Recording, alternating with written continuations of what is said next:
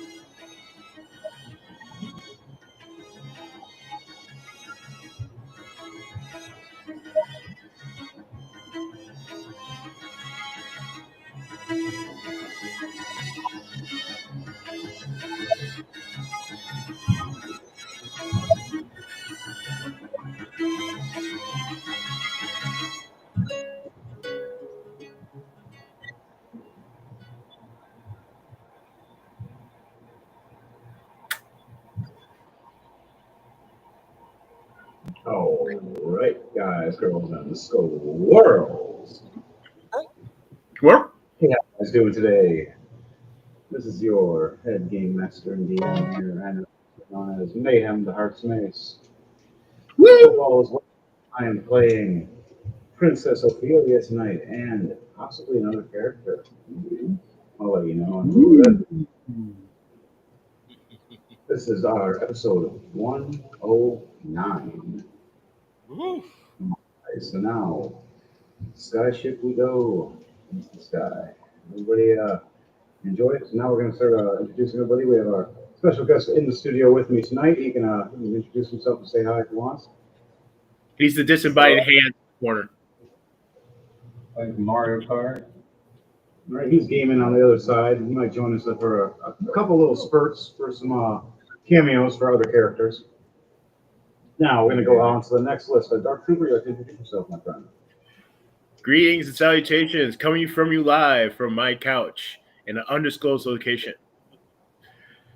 I will be playing. This is Dark Trooper. I will be playing as Grismont the Flesh Splitter, the one and only, and Flemeth DTW down for and briefly as Grismont the Face Splitter.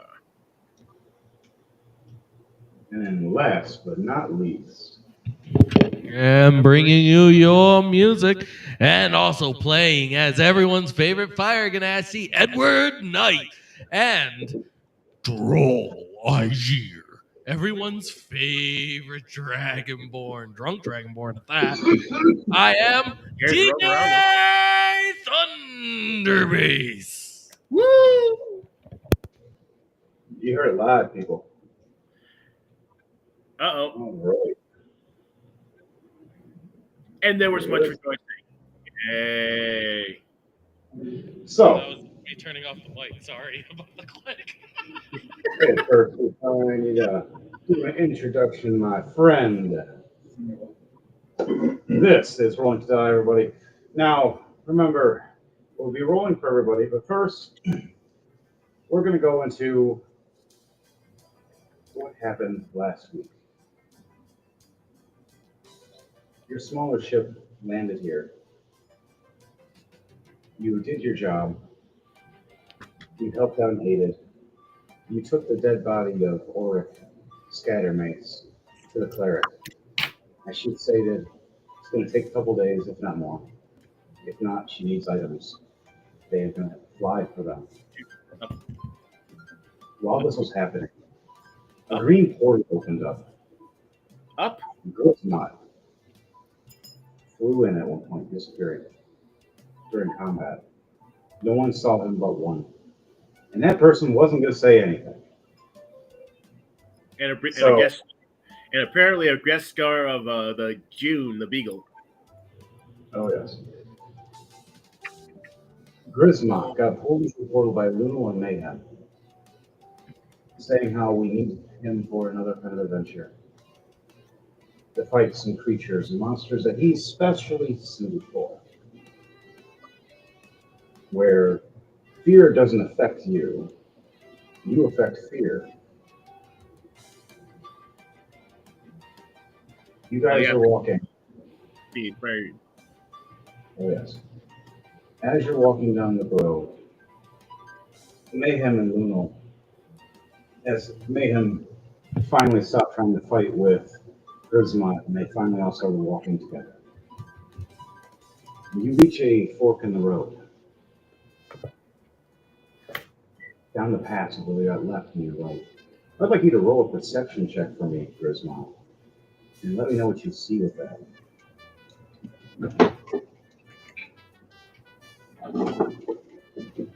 2 + 5, 7. 7.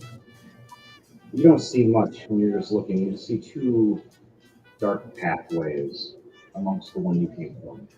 Yeah. Wait, am I still walking with Little and Mace?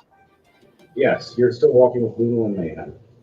I reach over to Luminal and tap her on the shoulder and say, "Oi, boss, can you go get me hat? I left it with the princess."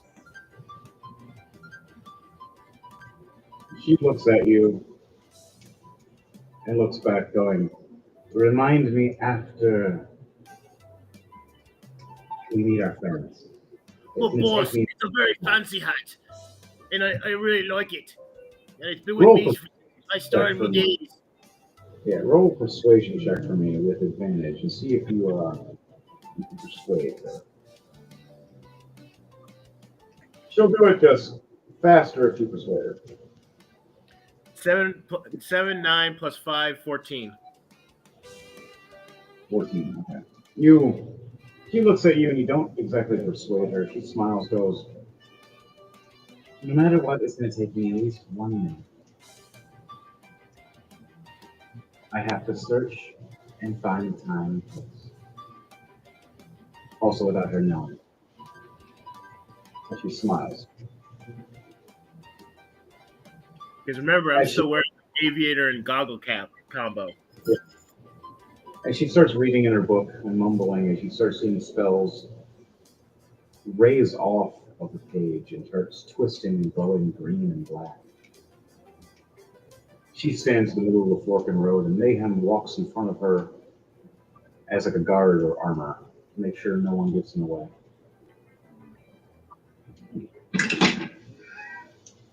Mayhem sees with a 16 down the left fork of the road a purple tiefling with wings, armor, walking. And on the right side of the fork of the road, small 2.5 foot, maybe 3 foot halfling, or gnome, you would say. The tiefling being Crom Tombfall, the purple tiefling cleric that is known as a wolf. She helps being the leader of the Doom Brawlers. As you see, the champion of the PvP and Doom Brawlers coming from the right side, Reuben. You see a skinny little man walk right up to you to your knee. Anything you want to say, James, is Reuben, as you walk up and see a big orc and you see Mayhem? You've seen Mayhem before. I wasn't trying to go with that one. Just say so if you want.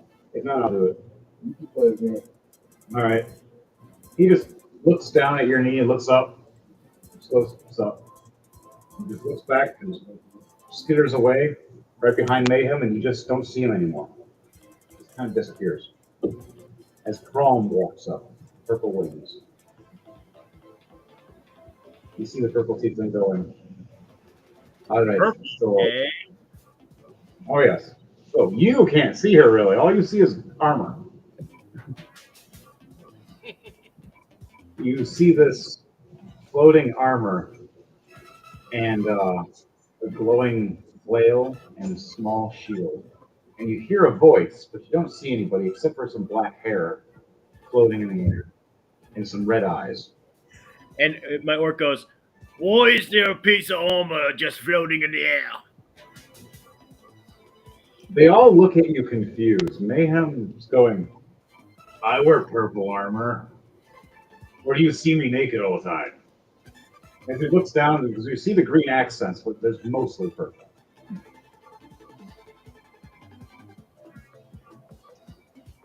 Hmm. As he starts thinking to his head, going, has this orc the whole time thought of me being shirtless?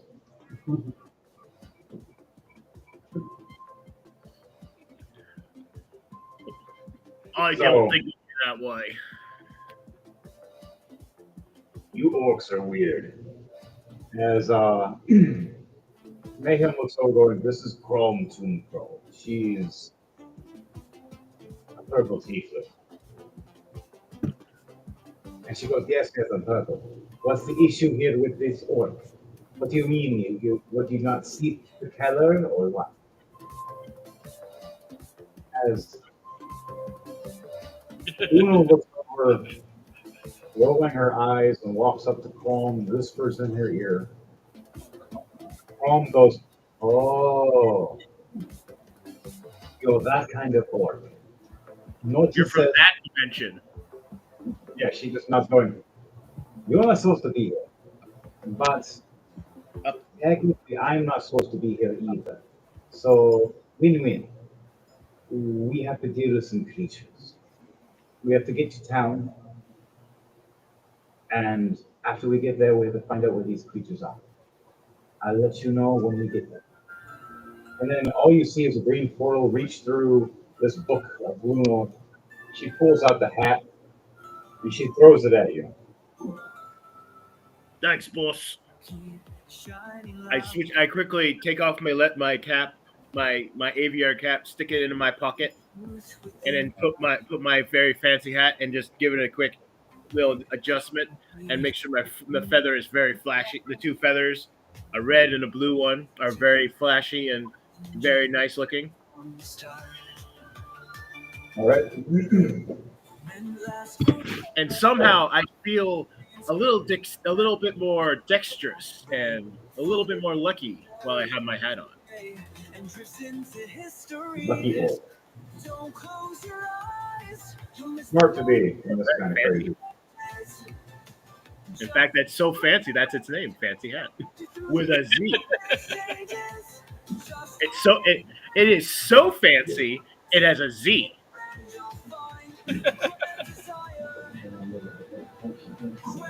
Now that is a fancy hat.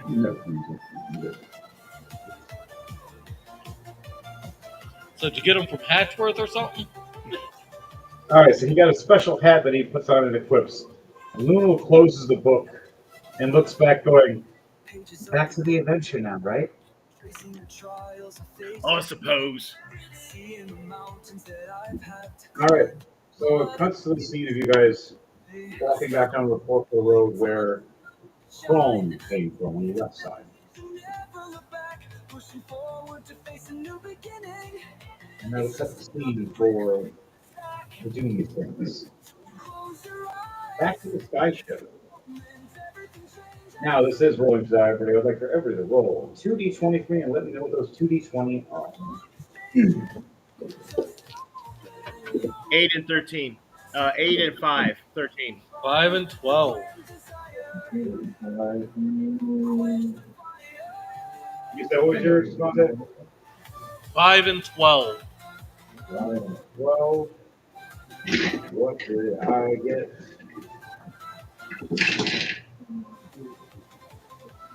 11 and a 5. We all got a 5 in there. That's funny. What a coincidence. Right? It looks like all of us are going to be having a bad day. This is going to be fun. Or at least the Grismon and all them the level 20s are gonna have a good day. Oh yeah, that is an episode or two away. Back to the ship here. It's been about a week or so. You guys have rested, and you're flying, trying to get to a certain, how can you say, monastery or mountain, to get a certain item you need to finish the player can bring back your friend. As the ship is flying. What are you guys doing? We'll start with Fleming first, and then we're going to go right into. Oh yeah, Edward Knight was supposed to pop in there too. For talking to you guys. Let's get back to that for 1 second. As you guys are walking down the shadows, right? I forgot for 1 second. So I wrote it down and everything. I looked down, going, "Hey, listen." I even wrote, "Hey, listen." It's even funnier thing. Edward Knight, you appear in the shadows as we start walking down the road. Is there anything you say or do? I look at Grismont and I'm like, ooh, you're new? Who are you? Grismon looks over like, you come back for your proper crumpet. Whoa! He grabs it by the breastplate and lifts him up. Roll a acrobatics or athletics check to see if you can be faster than Edward Knight as he tries to jump back in the shadows behind Calm. 24, 17 plus 7.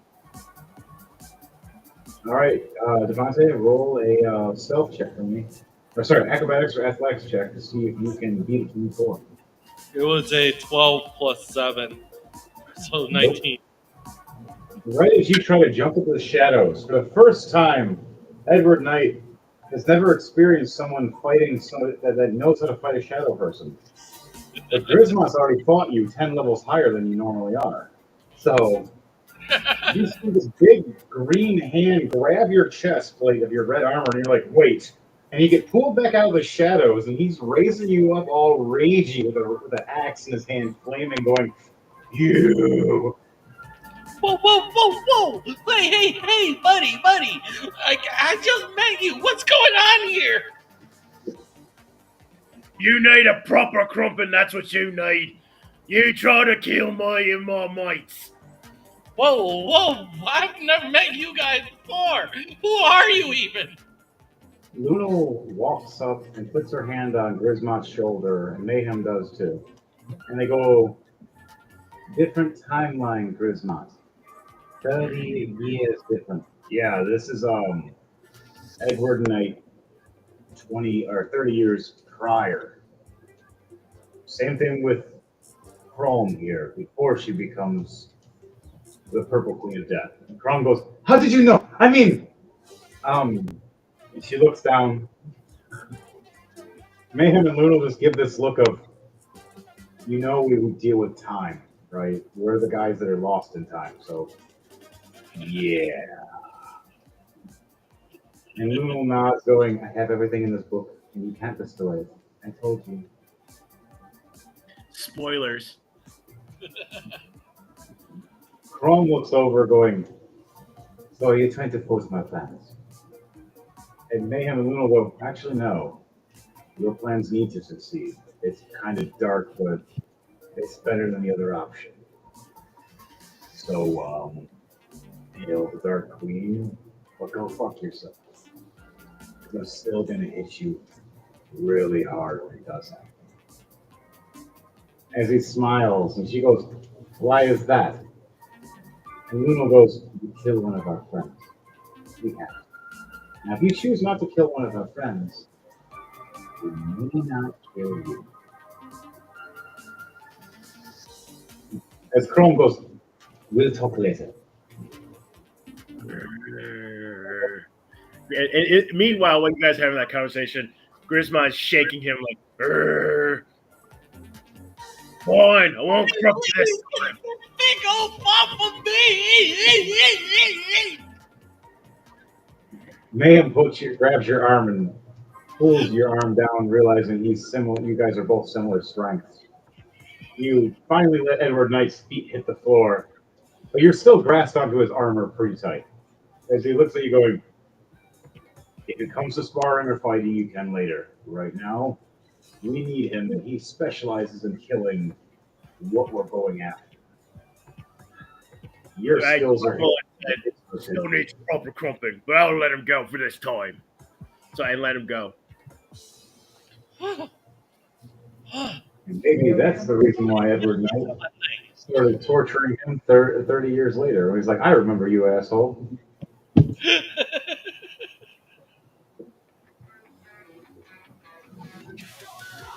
You guys just had a constant cycle of bullying each other.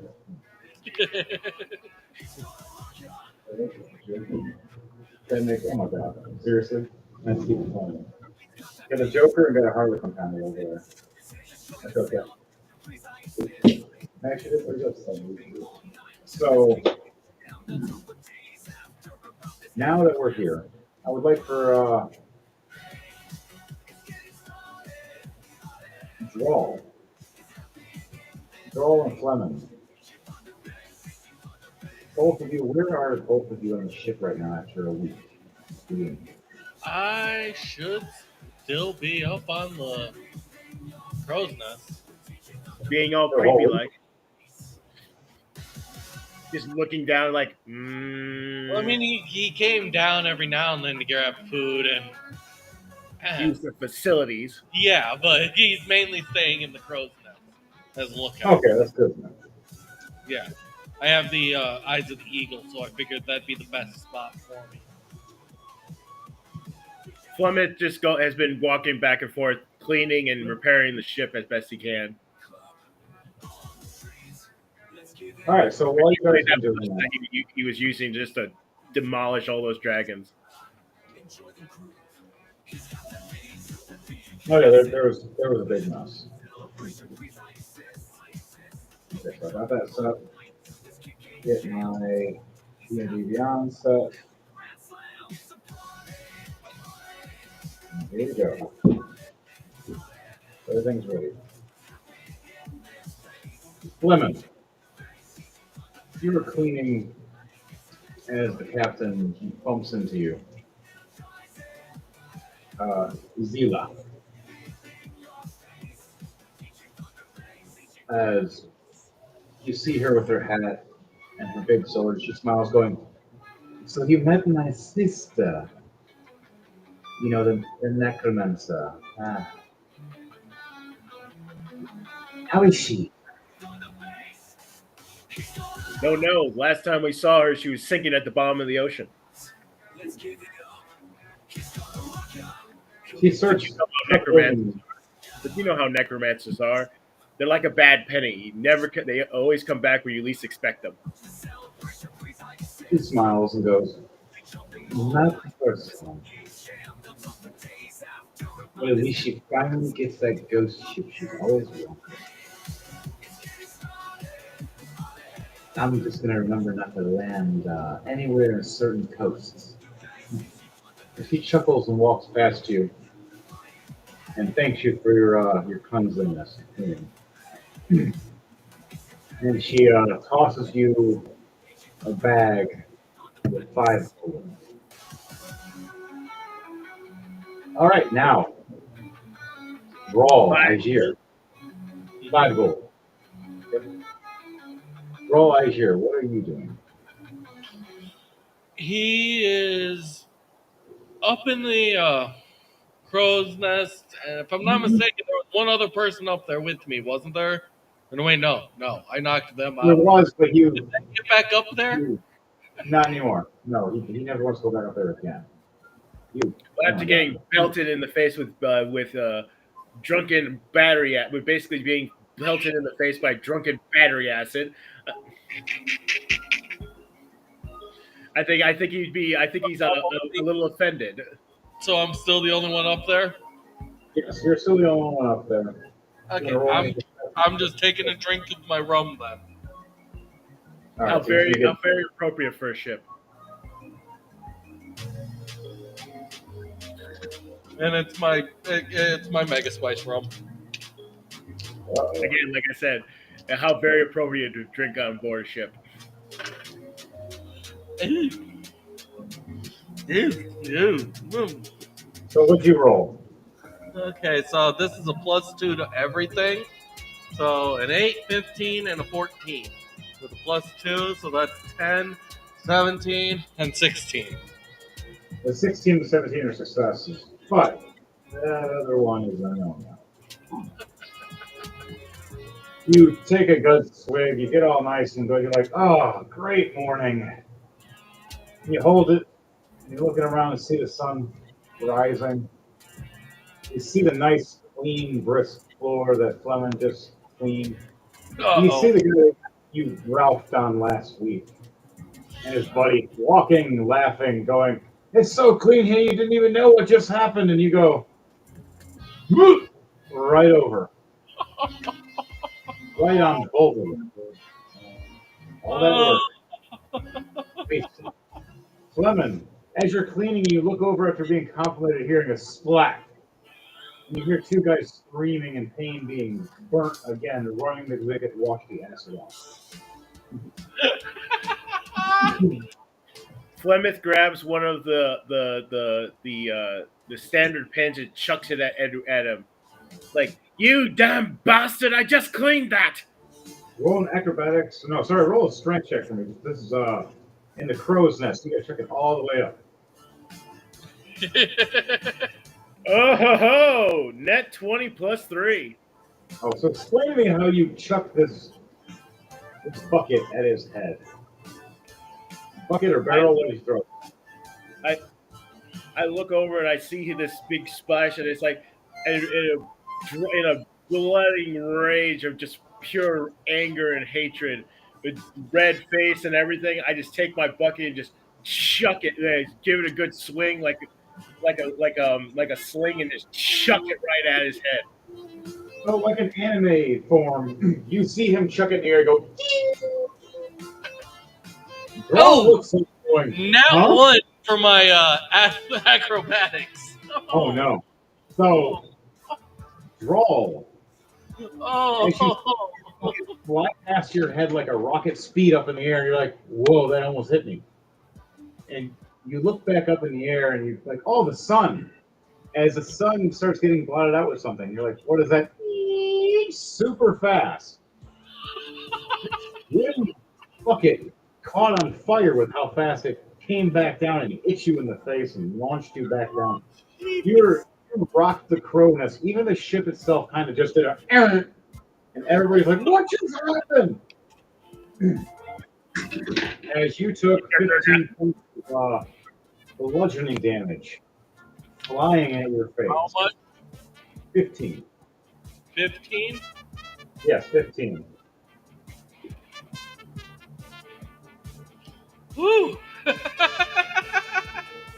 you got a No flaming one bucket. messes with the dwarf. The dwarf is a cleaning dwarf with OCD. How dare you?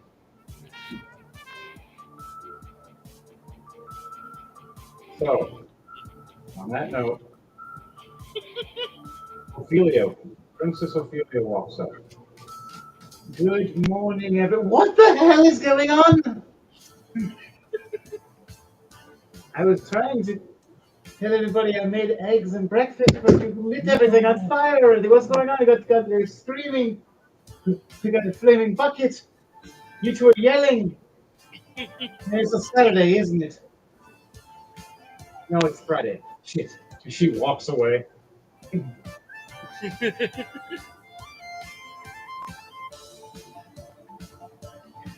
No, princess. This is just stupid kid who can't handle his damn liquor. That's what. You guys hear a chuckling in the shadows.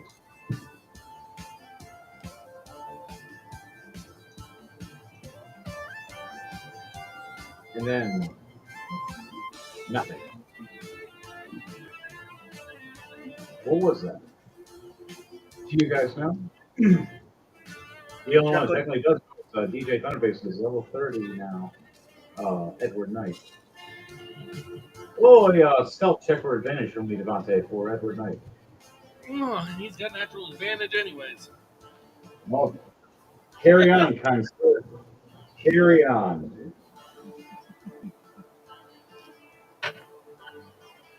A 19 plus 6. So 25. Okay, yeah. Yeah, none of them see you, as they're all level 10s. Even the captain walks past your shadow and has no idea.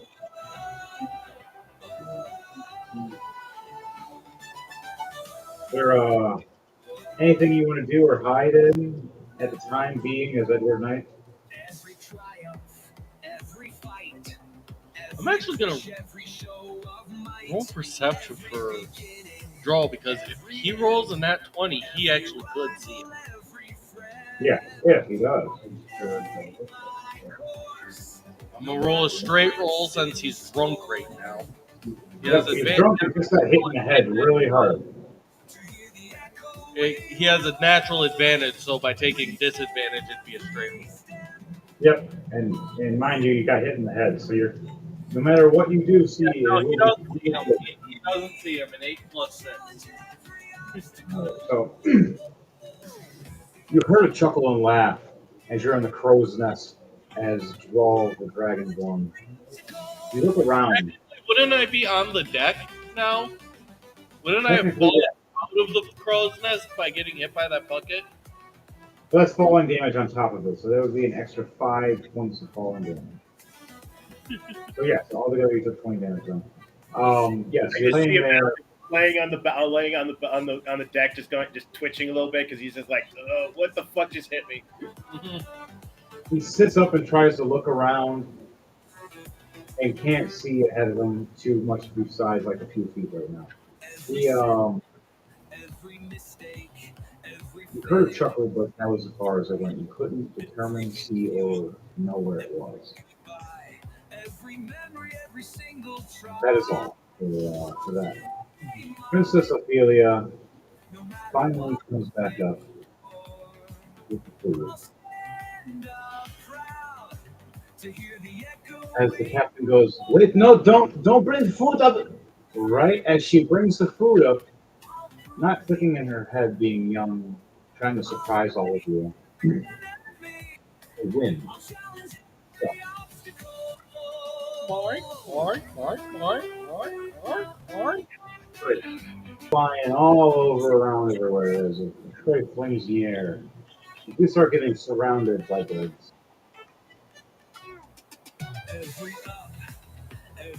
You hear the commander going, well, at least we know when you land.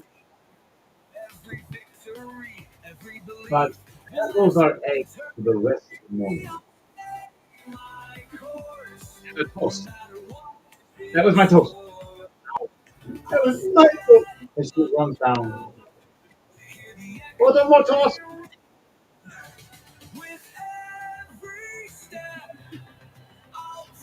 What all you guys do? I just thought of something. I hadn't cleaned out the bucket. I hadn't cleaned out the liquid from the bucket from when I was cleaning already. That's gross. It's everywhere. Just to add a little extra insult to injury. You guys are gonna have fun, people.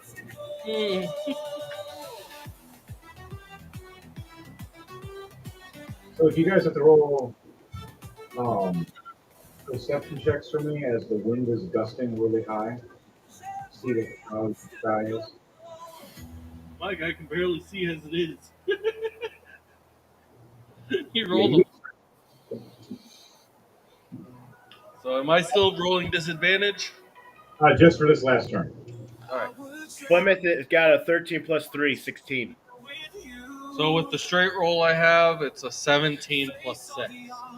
All right. You guys look. You see the clouds starting to darken. You see a storm rising. wind gusting. And you hear the captain going, "We must go lower. Going high will be death right now.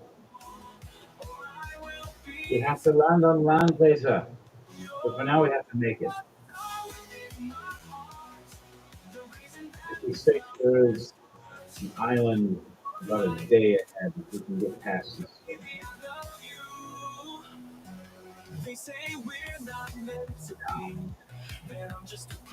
When you guys start patching things down, do you guys want to start locking and tying up things real quickly?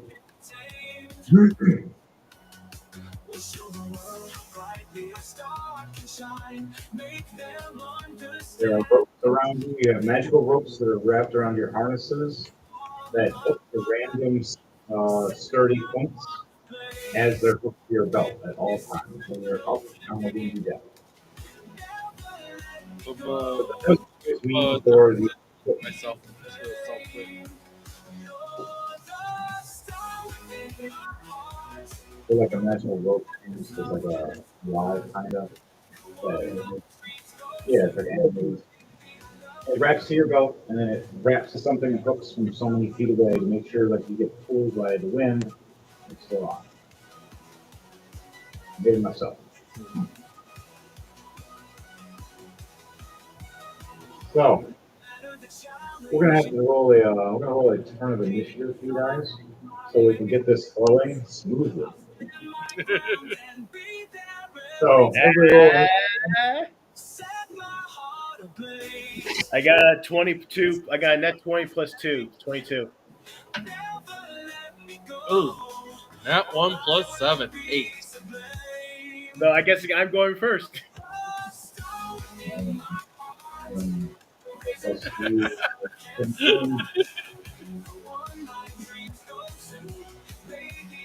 okay. So Princess Ophelia looks over going, "The only thing I can do is help cause the storm not to hit us with lightning." As she raises her hands and the ropes tie hard, the captain walks up with her hand and shoulder going, "No, it's better for you to get down deck, dear. Go. Don't worry. How I'm going to fly this thing.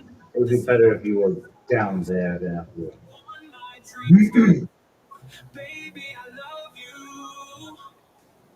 All right, so Lemon, what are you doing?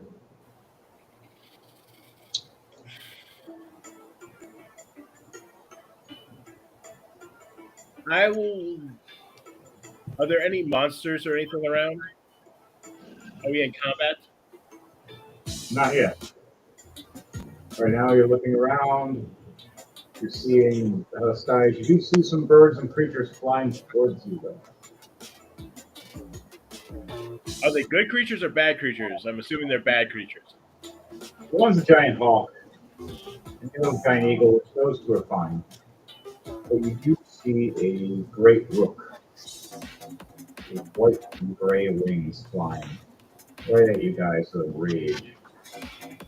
Then I go. Then I make a beeline to my ballista and yell at the crew. Yell at the crew for my. I yell around for my loader so I can get the ballista ready. All right, you are having a middle of rounds. So you can with 40 feet of movement. So you'll make your bonus action to scream us as you run, and they'll start loading it, but you can't get it ready to fire this turn. They'll have it loaded and ready. All right, next, Princess Ophelia. As she looks over, going, "They said they were going to send me another bodyguard. I really hope he shows soon. We lost a few of them. Really miss Stephanie. I can't believe you guys." As you in the background going, "Now, doll, I'm right here. I'm already on the ship. as her eyes get big and wide and turns her head in all confusion. With a perception check of, wow, she really won't fall around. She sees a purple dragonborn, a rare breed. Oh, They don't have them on the normal D&D Beyond, so I had to edit mine myself. Not the Dragonborn, I hope. No. You see a big great axe in his right hand, and you see the special magical cylinder in his left hand glowing. Green aura. The evil that disappears from the moon. I was sent by Lunar Mayhem, and my master explained to me that those monks are going to teach me and make me a better fighter than what I already am.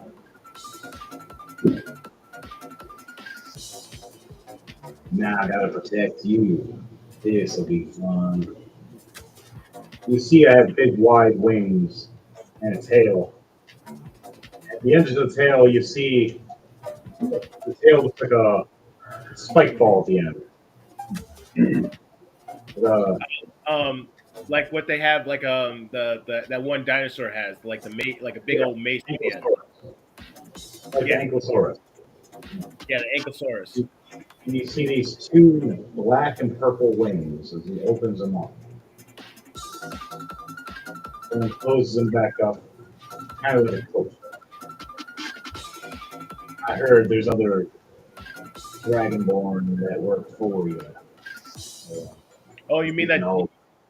Flemeth looks over and goes, "Oh, you mean that stupid drunk with the bucket on his head? Yeah, he's over there."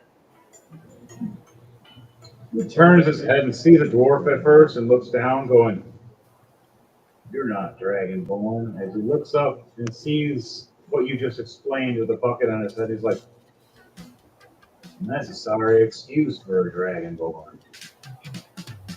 You have one more as we go over and Flemeth see trips Jordan. over and laughs as he's tripping. He laughs, eating his ass off when he hears that. Yeah. You see Merrick, Jordan's character, the other Dragonborn, walking up, greeting himself.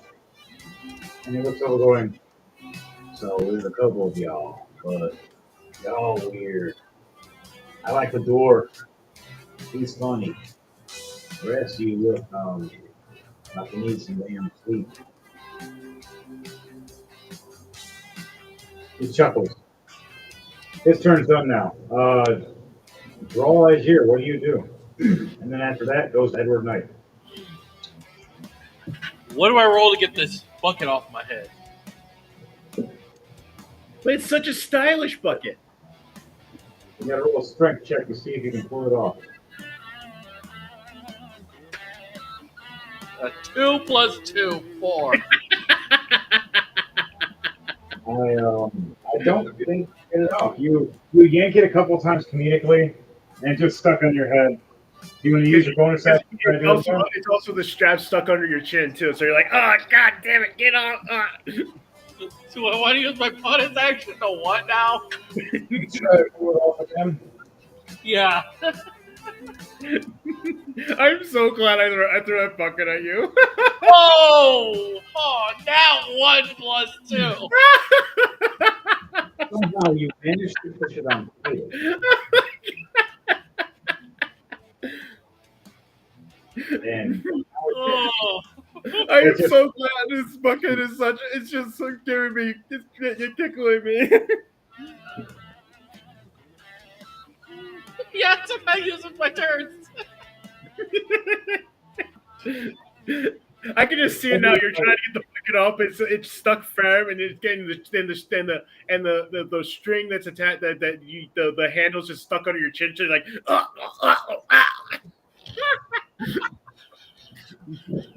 so Edward Knight, bucket.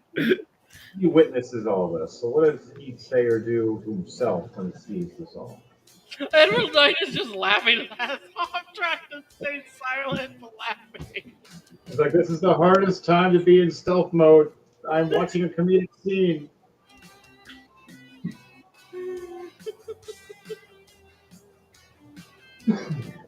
Oh shit! James got out Kirby. Guess I run. Mhm. In fact, I actually have a 3D printed character of a Kirby. If I wanted to, I'm going to paint it. I'm going to give it a different kind of face, though. It's going to be interesting.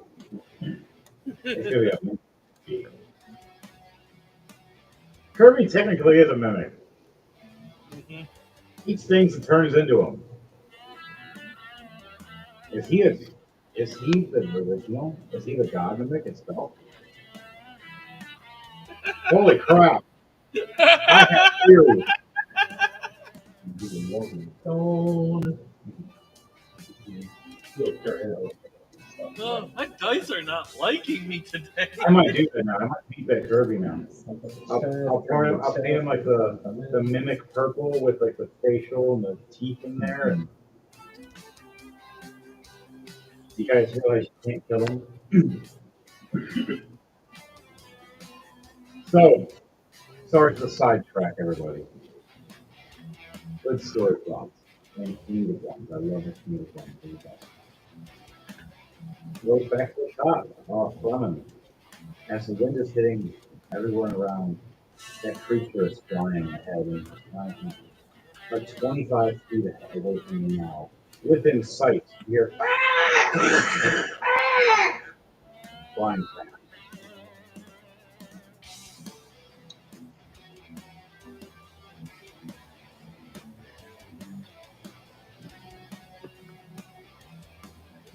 What do you do, Clone? How close are the birds close enough to attack? Fire with the crossbow? Yes. Well, I meant with another bucket. Want to fire a bucket at this guy? Yeah. One, you're within range of chucking one. You're 25 feet distance. Flemeth reaches, just so happens to see a bunch of buckets right there. It's just like, oh, right. I didn't clean those up yet. Lucky for me. He just reaches down, grabs a bucket, and just starts swinging it around and getting ready to throw. Roll a strength check with advantage for me.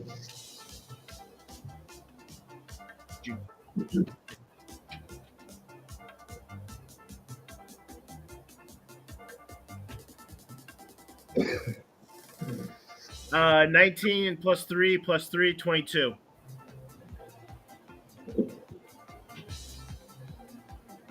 So where do you hit this rook with your...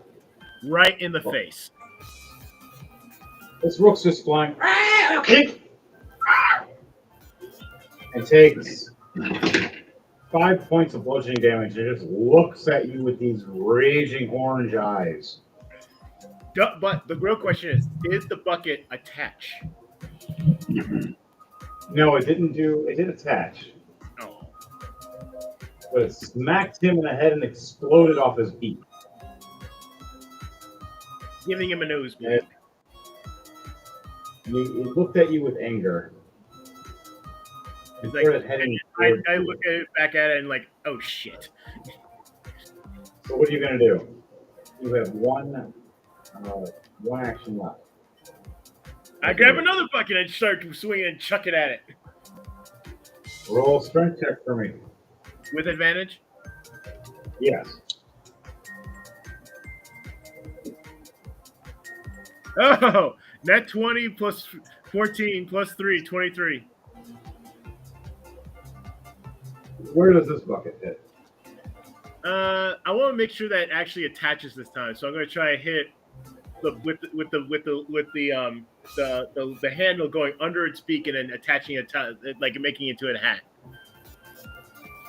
Its mouth is so big it won't be able to do that, but it hits the beak and right at the tip of the beak, closes it shut, forces it shut as it's flying at you. Instead of squawking. And I go, ha! I shake my fist at it. It's like, ha! Take that, you stupid crow. Surprisingly, it gives it 29 damage hitting it. With a net 20. Man, my buckets are. I should just make a bucket saying "bucket of death" and just put it in my inventory. Oh dear, magical bucket. I was gonna take a couple days. Find. Actually, find the right funnily enough, I just so happen to have a bucket of death. Oh, oh dear. Oh, It has 3 pounds and currently has a dagger in it. and it's magical. Yep. Holy Nope, it's just a bucket. Okay, well, once it becomes magical, then you can do something special. Until then, it's all right. That ends your turn. Is there anything you say before you end the turn? I just, like I said, I just shake my fist at it, going, "Ha! Take that, you stupid crow!"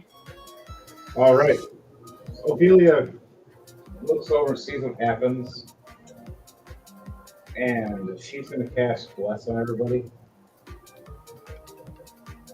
and then walk away and go down the steps. Now Drax smiles, going, I guess I get to show my skill now. He looks over and sees all the stuff, all the creatures, and he starts walking forward, but he doesn't make it to your distance yet. Unless I use my, you know what, I'll use my bonus action. I'll make it all the way to you. And I'll use Bloated Agony from my Blood Hunter skill to this creature. So now it's going to start taking damage randomly. Not randomly, but every time. Alright, cool. It's 6 points. My turn's done. All right, Draw. What are you doing? I take that bucket off.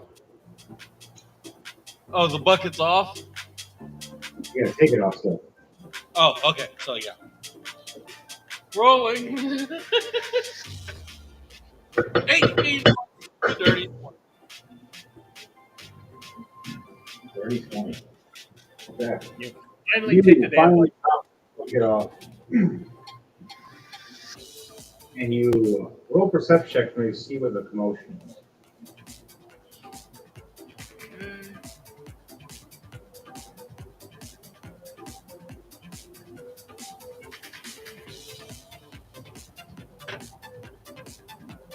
And 19 plus 6.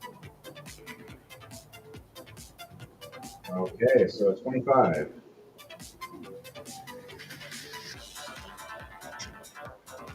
You look over. You see a storm. Dark clouds everywhere.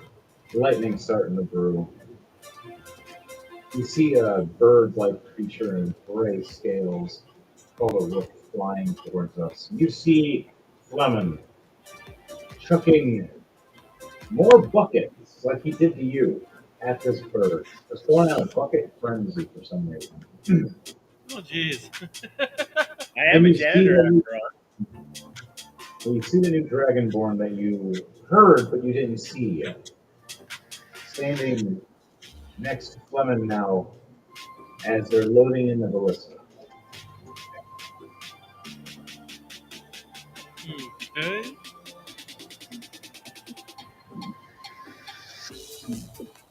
I am going to fire at the closest bird. Oh, that's just that giant rook. That's the only thing that's the enemy right now. Okay, I'm going to help him attack that then. All right, what are you going to attack with? Firebolt. All right. 16 plus 3. So 19 to hit. You hit, as the AC is 18. Doing 11 points of fire damage. You see this giant bird-like creature ignite in flames and screech. Or try to at least, while has a bucket in his mouth. That's all I can do. I used one action to get the bucket off my head, and then the bonus action was to fire the cantrip. What is Edward Knight doing? As you Okay. notice, Princess Ophelia went downstairs. I am actually going to send my shadow to tail her. Roll a stealth check for your shadow. Okay.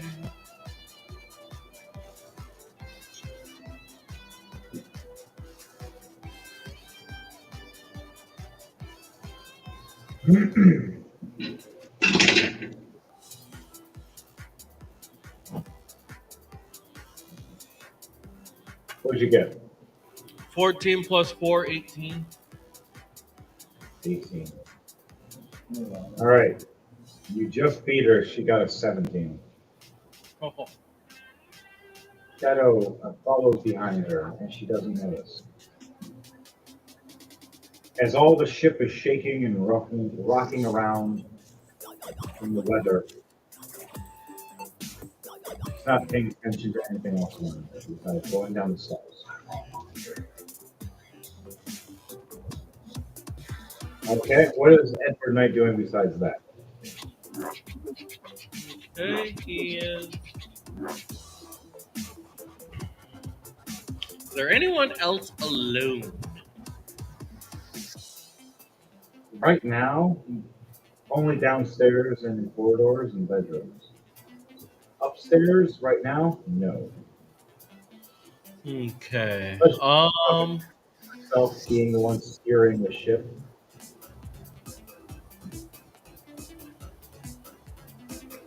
He You is and a going. Is there? So is there anyone watching the captain or the one behind the helm? No one's watching the captain right now, as everybody is trying to tie things down and head down inside the ship. As later on, there will be one person to help guard the captain as the ship is flying. And that guy will be heading up the stairs shortly. I am gonna set a shadow trap below the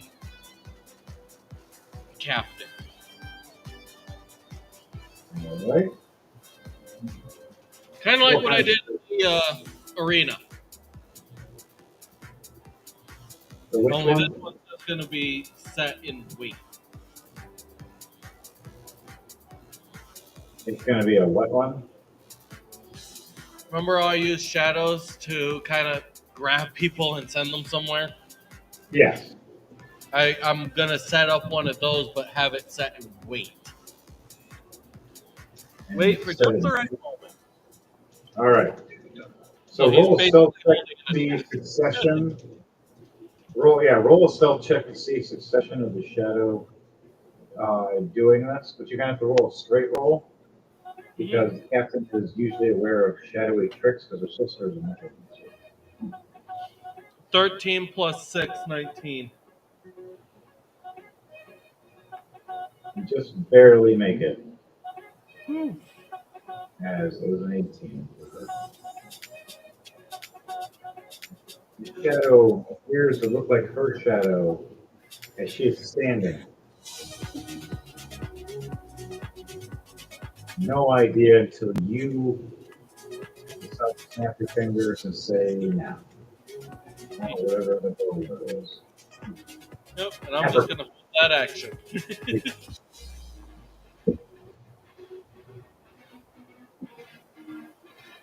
Orleo.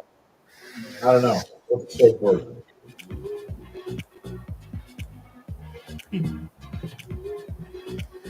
Usually for me, it's ow.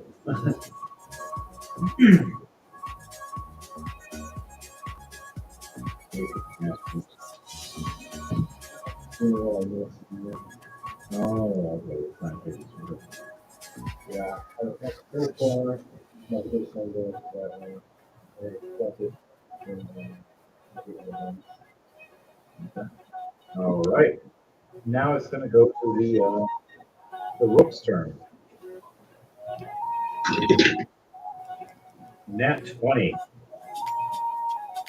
The rook breaks off that bucket. You know, it's not snapping and eating it. Flying at you. Rolling for an attack.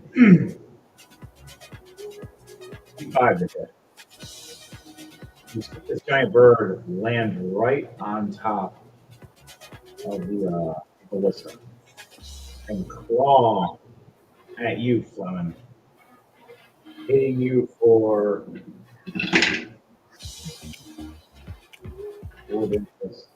10 damage of slashing damage. And also hitting draw because it's a wide attack. 8 damage. Not draw, sorry. Drax. Okay. I take the 8 damage and then I replenish the 8 damage. Yep, you're fine. My character got hurt. All right. Back to the top. Fleming, what are you going to do after you've seen this? This creature is standing on top of the ballista, scraping its feet, trying to claw higher as the catapult ballista is aiming right at its stomach area, you could say. As you're standing there, it seems trying to swipe at you. His giant wings open, trying to like swat people with his wings. Is the ballista pointing at its belly? Yes, Is it loaded? it is. Ooh. I take a bucket and chuck it at the ballista's trigger. Go. Okay. Roll a. It's gonna be 2 rolls.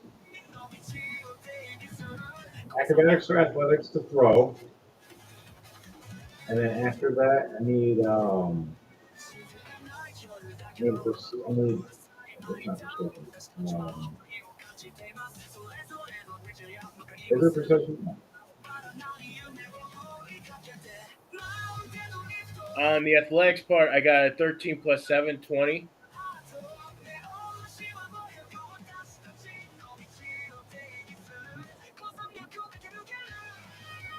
All right, do a Wouldn't it be a dexterity check? we'll do dexterity. Do a dexterity check for me. Do I have advantage?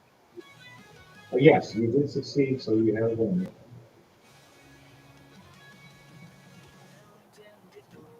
Yeah. 5 plus 5, 10 plus 2 is 12. You just barely make it. The bucket hits the lever.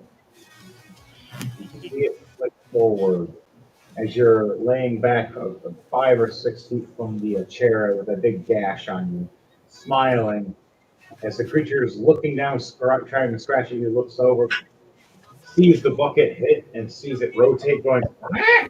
And here's a ballista blaring right to its stomach.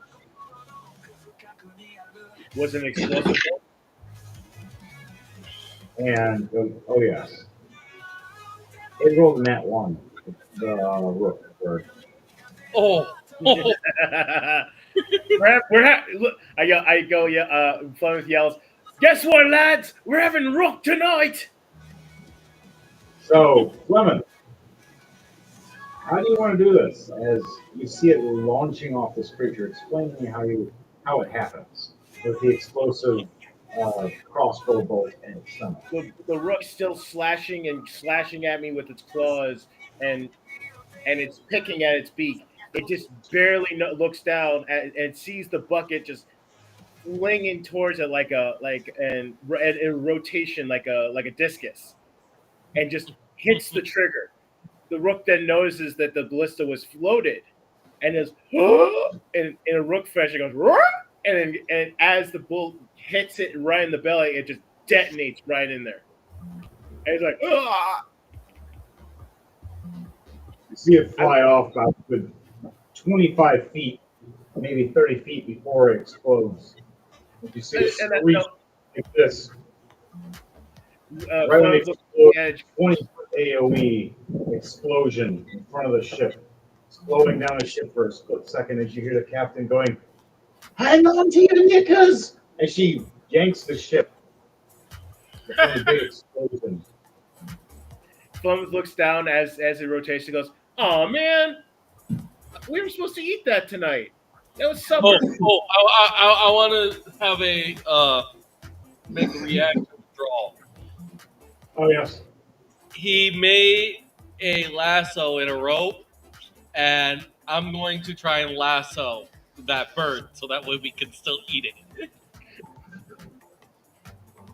Fleming Roll said a something speed. about eating it, and Drawl's mouth started watering. It's bits and pieces, so you might get the head and the wings, like the upper body piece. But the other half is completely snapped right off. What about the breast? Is it like split in two halves? Yes. And, Then I'm and going is for the the upper breast half. is the breast still intact? Yes. Just the whole Then I'm core going is to go gone. for the upper half then. The lower core actually does hit the deck as the feet and legs hit in a cooked, funny manner. But yes, roll a roll for me to see if you're able to hit it. Oh, my God. What is my You're rolling dexterity. dex? Okay. Yes.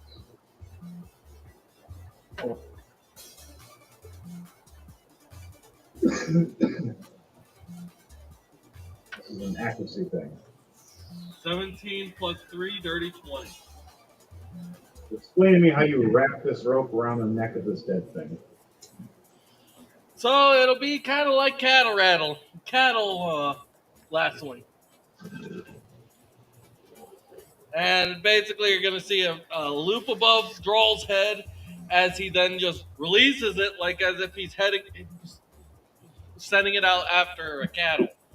And as soon as he yanks it, as soon as he notices the loop go over the neck of it, he just instantly yanks back as it tightens around the neck of the bird, allowing him to reel it back in as he starts shouting, "Hey, does somebody want to help me reel in the bird?" Drax walks up to help you. Fleming, do you want to help? Sure. Everybody roll a strength check for me, please. 16 For advantage for nobody. Right? Yes. 8 plus 3, 11.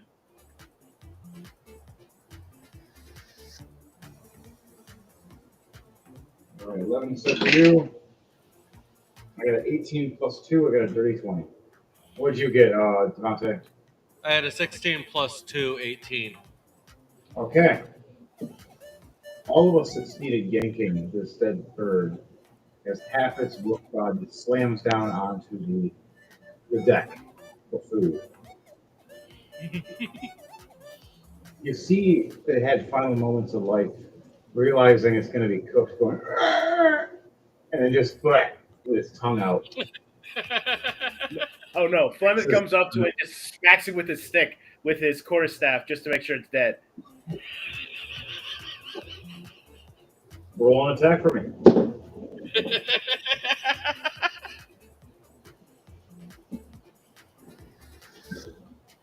A dirty 20, 12 plus 8. Nice. You smack this thing and you crack its skull, just to make sure. If there was life left beating it, it's not anymore. Two halves of a rook and just missing a belt. I just thought of something. Devontae, the fucked up thing, if Edward just comes in his set and uses his shadow skills, just makes the bird disappear while everybody's distracted. And he's like, what the fuck? Because you guys don't have food right now. The last year food got thrown off. Among all the chaos of catching the bird, Edward did spring the shadow trap. And what did he do? He grabs, he Yeah, the sets lower it to release underneath the ship, so when the captain is taken, she drops below the ship, so she falls to her death. Wow. So are you activating this right now? Yes. Okay. I have to roll and see if I react in time. This is dark. You're just like, hey, Captain. Ah! Okay, a 16 plus 10. She feels her feet getting pulled from under her. She grabs the wheel and yanks and pulls, getting out of the way as these hands of shadow as it disappears. As she flaunts her feet, going, ah, ah, what the hell is that? I can just see her on top of the wheel like a cat. I just imagine her just on top of the wheel like a cat, like, what the fuck? The paladin that's to protect her finally shows up. Captain, what's going on? Oh, what was those hands? Where'd they come from? I want to see if the shadow can grab him. Roll for unarmed strike for me, please. Unarmed strike. Okay.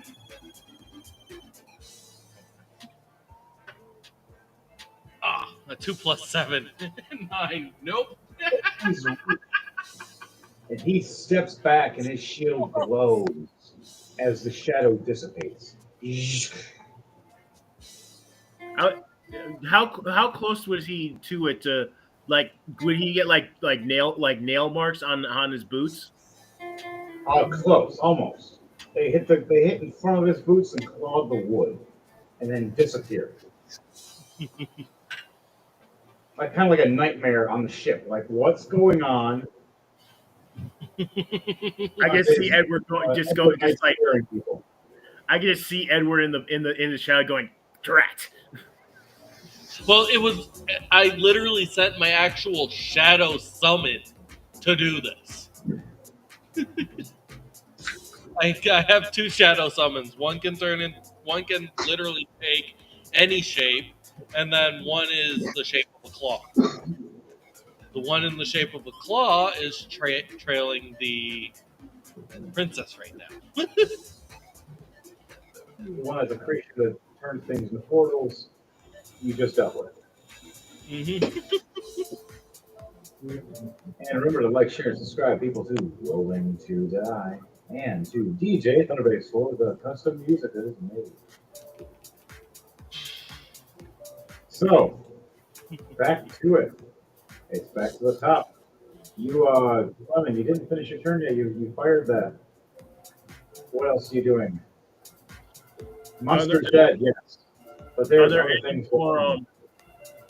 Are there any more monsters around?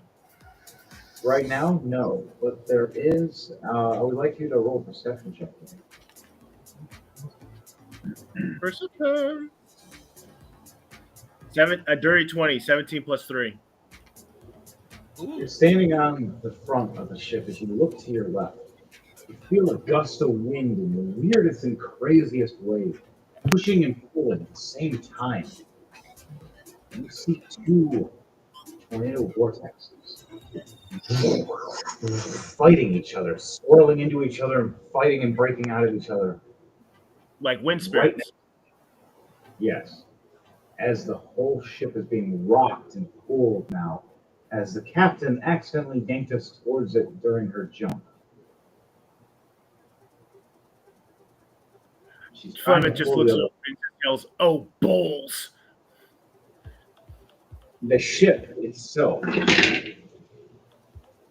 takes 16 points of wind bludgeoning damage, ripping. Captain, I yell over to the captain. Captain, we're gripping holes in your ship. Hang on 1 second. We have IKA. Who is IKA? Hello. Okay. Oh. What just happened? IKA. Oh, Okay. What Higgins?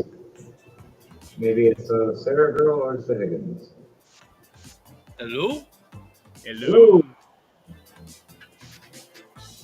Yeah, okay.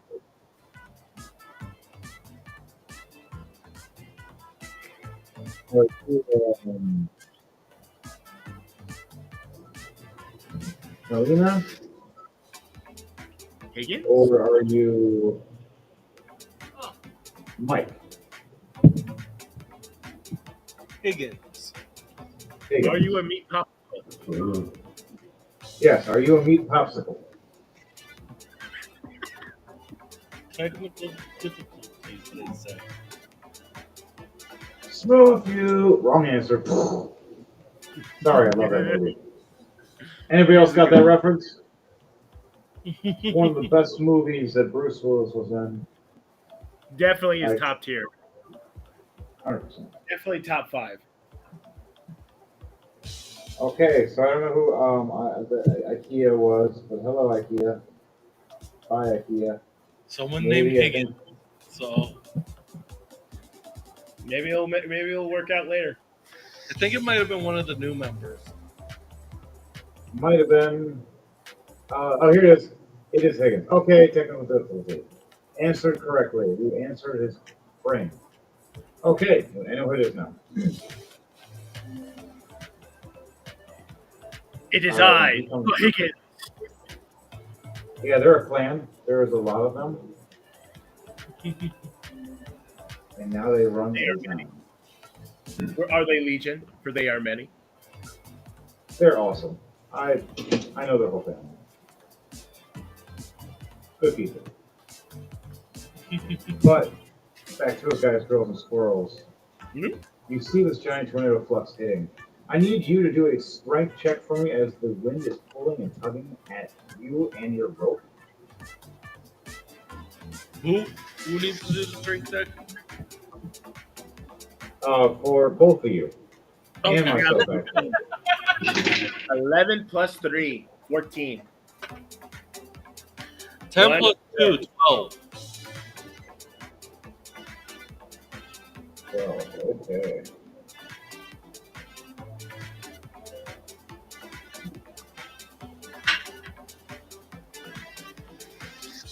Yeah, my dice do not like me today. No, they do not. The fact that you had an entire turn with a bucket on your head, and you wasted an entire turn just getting it off. They do not like you.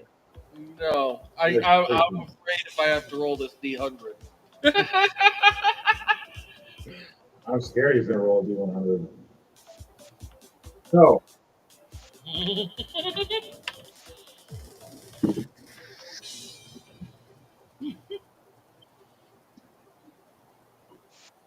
all right. Can hear me? Yes, I now can. we can. Ooh. It is Higgins. My phone apparently decided to have a meltdown when I tried to join, so it is still me, but on a computer this time. That's fine. It works. Usually we use the computer to connect, and we use the phone for D&D Beyond. So the character sheet on your phone and your computer for communication. Good to know. That's the best way to do it, so you can play and have fun. Real quick. Would you like to introduce yourself, my friend?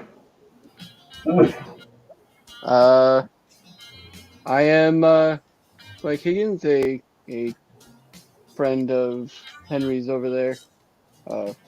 Long time no person. I am in the mercenaries chat as Darth Ferret. Okay. I'm Don't really want to look plug all the other stuff. I think I have one. About as knowing as I get.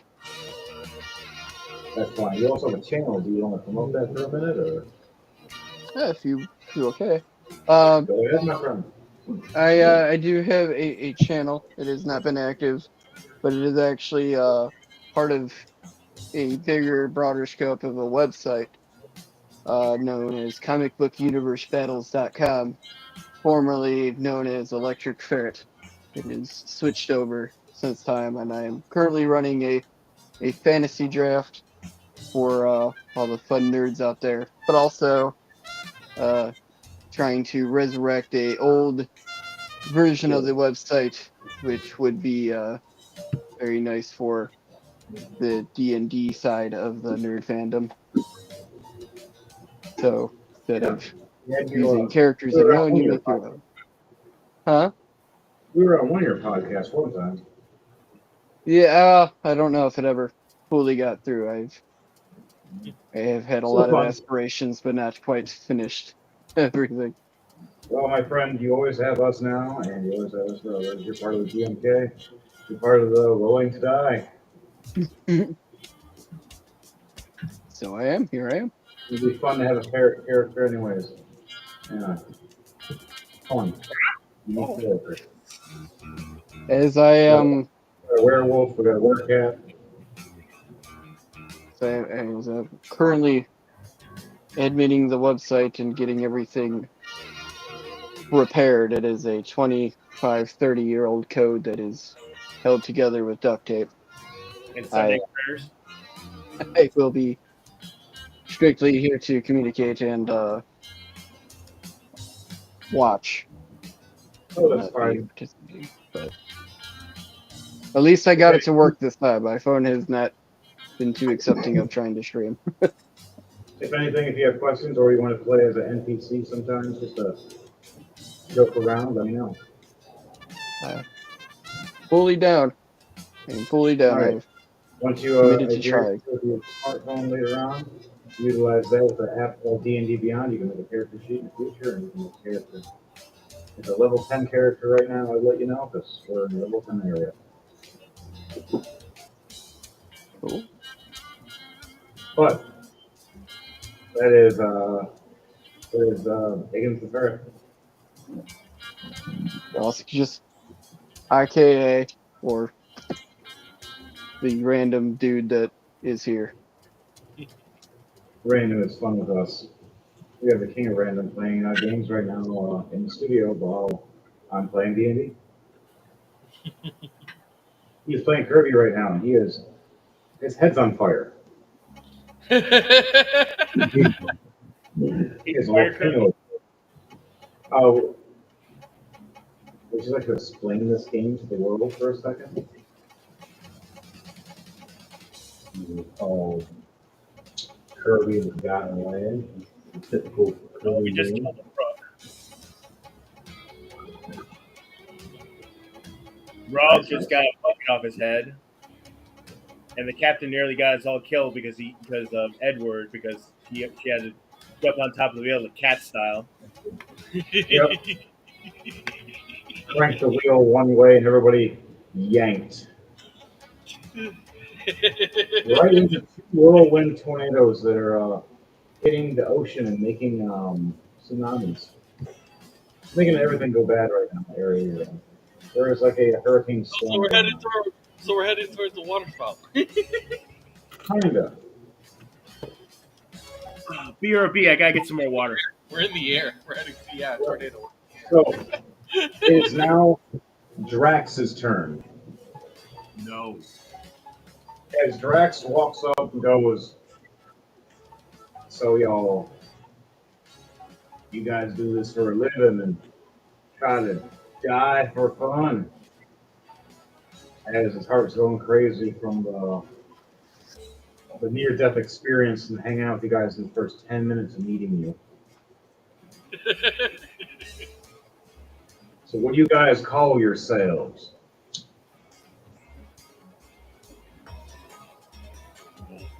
We're the Drunken Dragon.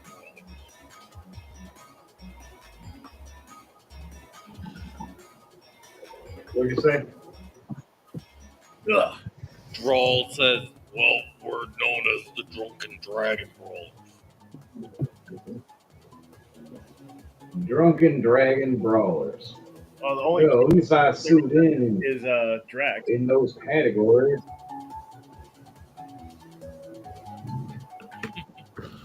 My name is Braximus.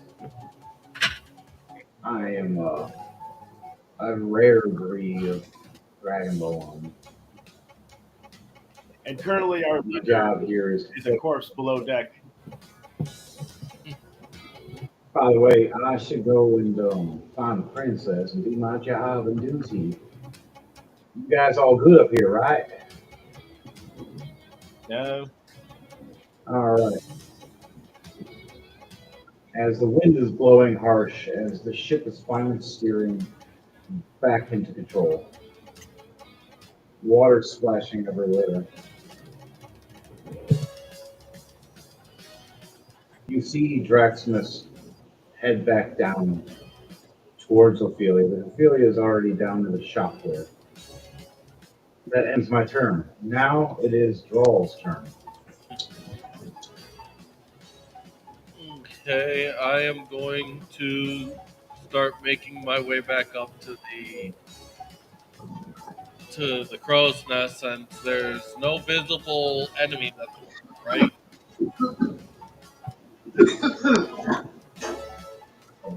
No enemies right now. Yeah. Okay, so I'm gonna make my way back up towards the crow's nest.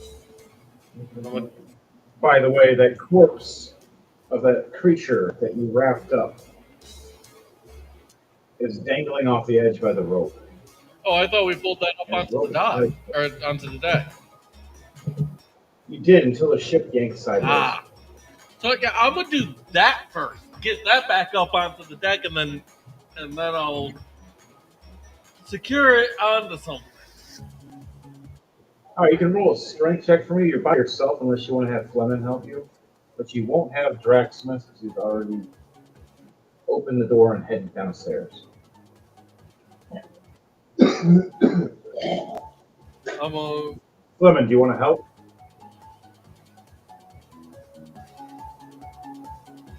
Or Dark Trooper, do you want to help by doing this, grabbing the rope with Drawls, pull the half-dead creature back up? Yeah. Then you're going to cook. What do you mean? All right, both of you roll a strength check for me then. Do we get advantage? Yes, you do as you're working together. Ew. If Droll was doing it by himself, it would have been just a thing. It does not like me. 7 plus 2. I got a net 20 plus 3. You're so lucky he did. My dice So what liking happened? me. I'm gonna switch them out. It's all the At first, you see lights. Droll. The lights are just confusing the poor dice. So you see Droll first grabbing and yanking the rope and sliding. You see him with his dragon claw feet scraping the wood, trying to hold himself bracing. And like, oh god, I'm gonna slip, I'm gonna fall. And right when he's about to go over, here comes Fleming walking right up, rope tied to his hip already of the magical rope, a hook to something else, grabs the rope, grabs it, heave ho, and just yanks and pulls. As you see, all of it just starts pulling up slowly. Kind of like when you remember the Mulan movie. Everybody's sliding off the cliff with the horse, and you see the one big guy grab and yank and pull everybody up. Yeah, the dwarf just did that. He yanked and threw you guys back, or he threw that back up and yourself.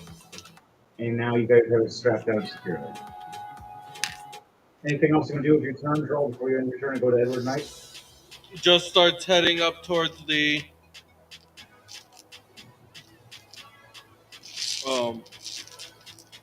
crow's nest. That's all he does. Yeah. You notice the crow's nest is slippery as you start climbing up it. So I'm going to need you to do a acrobatics or athletics to make sure you can grasp your way through.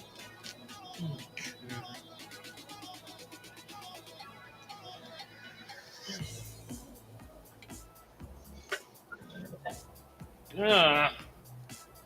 Yeah, my dice are not liking me. Jeez. Oh my gosh. Oh god. Okay, yeah. Uh, 9 plus 7.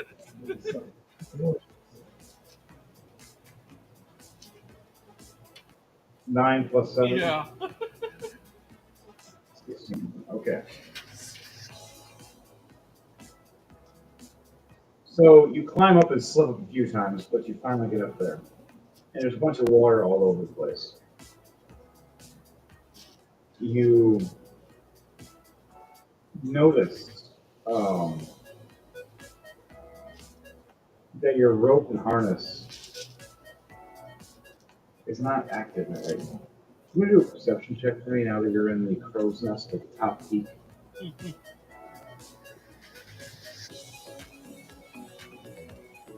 Luckily, I do have another rope that I can just lasso onto something.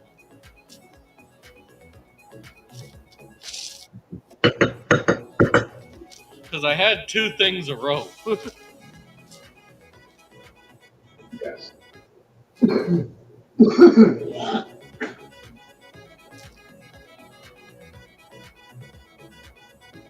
But besides those two things, rope,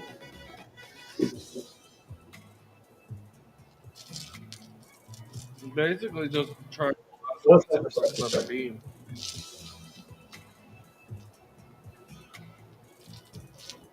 Got it. What now?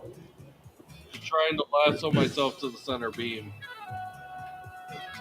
All right. Now roll a perception check for me while you're up there at the crow's nest. An 8 plus 6.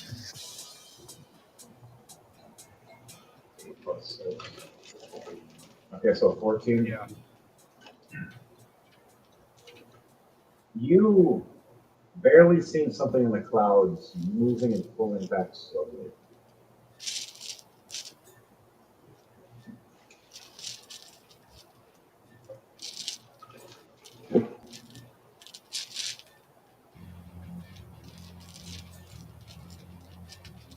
So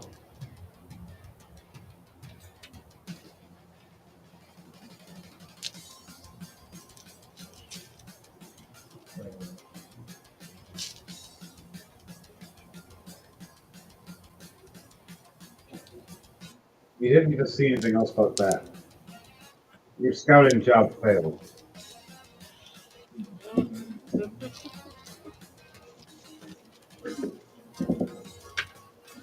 On a small ship landing, you guys. You guys go back. They are in the ship, chilling and sleeping. This is a different ship now.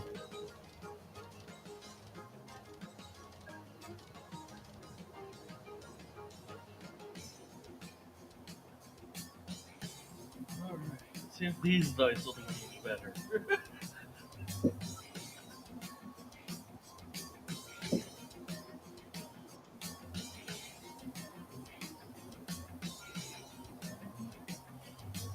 All right.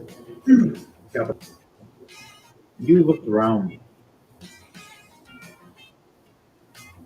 Notice a slight bump, thinking it's just the wind.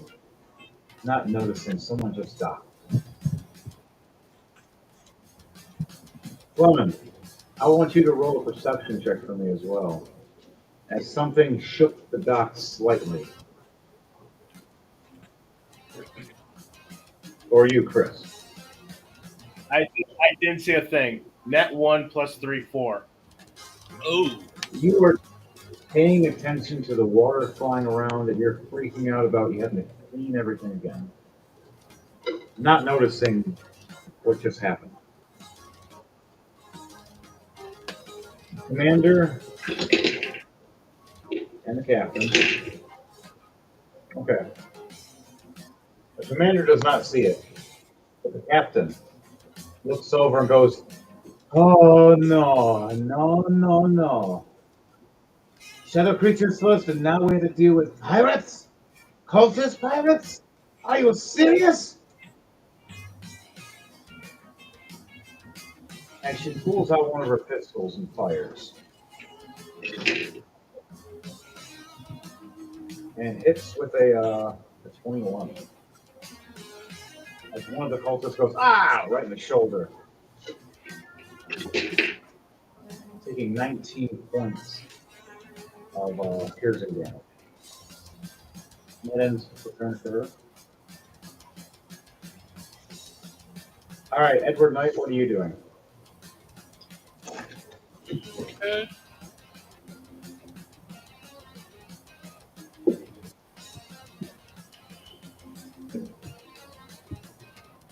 So Edward is going to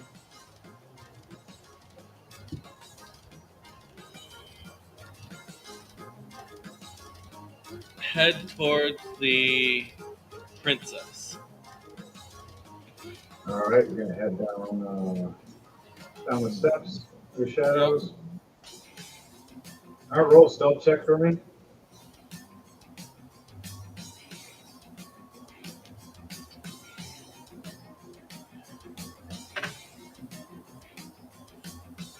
Hey. Why are my dice not liking me? Yeah. What'd you roll? Okay. It's all the lights. It's all the lights, Devante. That's why it is. 19 plus 6, 25. 25. Okay.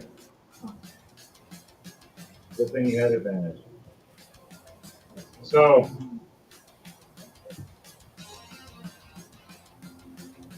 you stealth down the steps. Does Draxus see you? No. He sees an 18, so that he passed him through the shadows. You meet down where everything is lit up by lanterns and magical orbs. Still shadows around certain spots. You see the princess buying snacks and lastly the food wares for certain people. How large is this area? It's the back area of the ship area you see. So it's 45, maybe 50 foot by 50 foot circumference. I say 50 foot by 75 foot. It's a big ship. Gotcha. Big sky ship. Okay. I am going to use a third level fog cloud. You know. Hang on. Hmm? Third level what? Third level fog cloud. Okay. All right. All right. So you're gonna start making a fog cloud everywhere. That's a 60-foot fog cloud right there. So it's gonna encompass this entire area.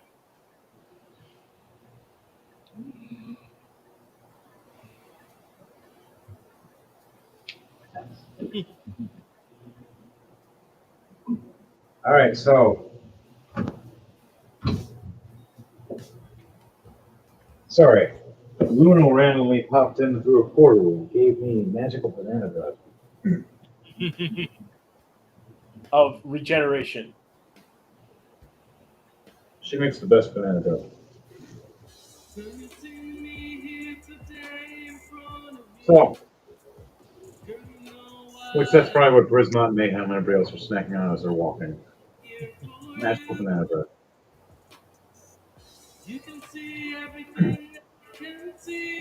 While you guys are having this happen, Edward Knight, whole room fills with smoke. What's happening? Use your action to sneak around and to make this cloud function. The only thing you can do right now is say something or use your bonus action.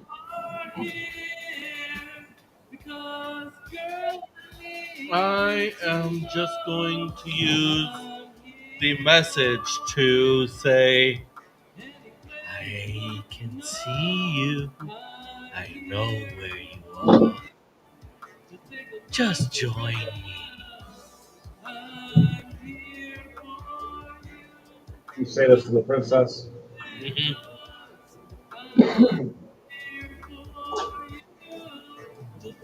Right as the clouds start, there's some statements in her head. You let her respond. She has the ability to respond if she wants. She responds with, What? Who are you? How did you get? Huh? Wasn't can't see anything. Think that you'll know who I am.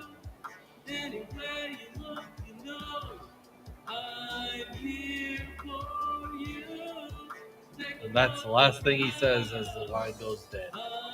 She makes a reaction. Okay, tough guy. Counterspell. What level is your fog cloud? 3. There's a 3 as well, so I got to roll. Got a 19. So I counterspell it. You see the fog cloud first appear, and everybody freaks out. The guards, what's going on? You hear the merchants going, "Oh, better hide our where's my money? What's going on? Oh no, someone's stealing!" And Now then here's the clouds. I'm not even in the room though, due to the I fact know. that I can literally cast it up to 120 feet away. I'm still in Yeah, the area of the shadows. yeah, you're within the stairwell area. It's completely like a good distance away. As the clouds disperse, they all freak out and see each other again, going, "What's going on?" You see someone awkwardly groping somebody, going, "Ah!" You see the other guard getting pickpocketed, going, "Hey!" You see no guard. Hey, get Sleeping. your hand off me, ass. One guard you see unconscious on the floor as he accidentally ran right into a pillar, trying to see what happened. You see another merchant accidentally bleeding as he cut his own hand, thinking someone was near him and it was his own hand.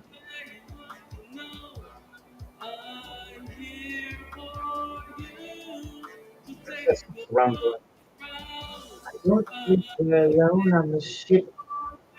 Right as she says that, you hear everything rocks.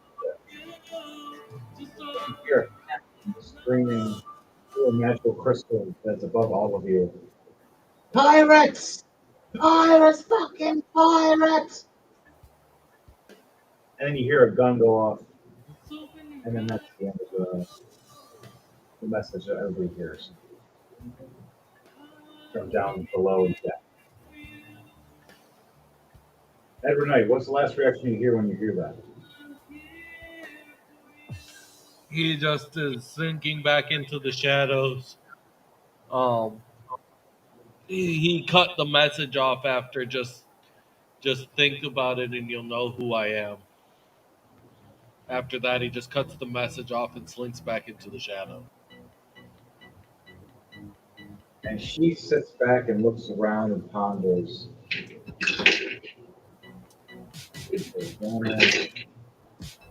Never mind, she rolls that one twice. She Oh, has no idea. She ponders and screams, "Who are you?" Completely oblivious. and you just hear echoing throughout the shadows the laughter.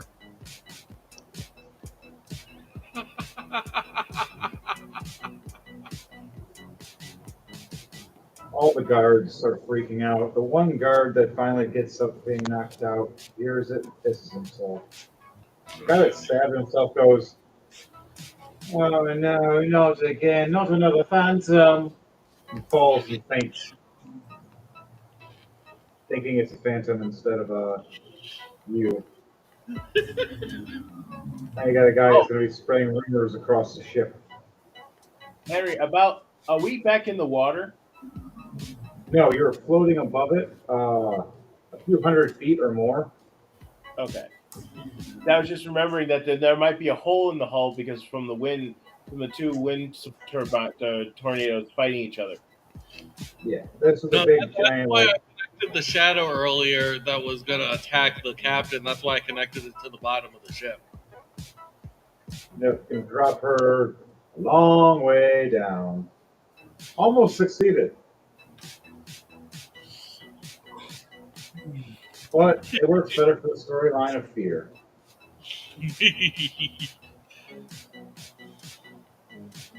So after that happens, he goes back up to the top.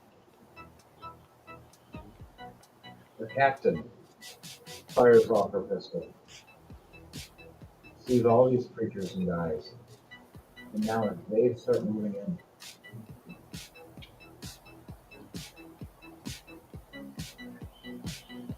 get them, pillage what we need. As they start running in, grab all supplies, kill the wounded.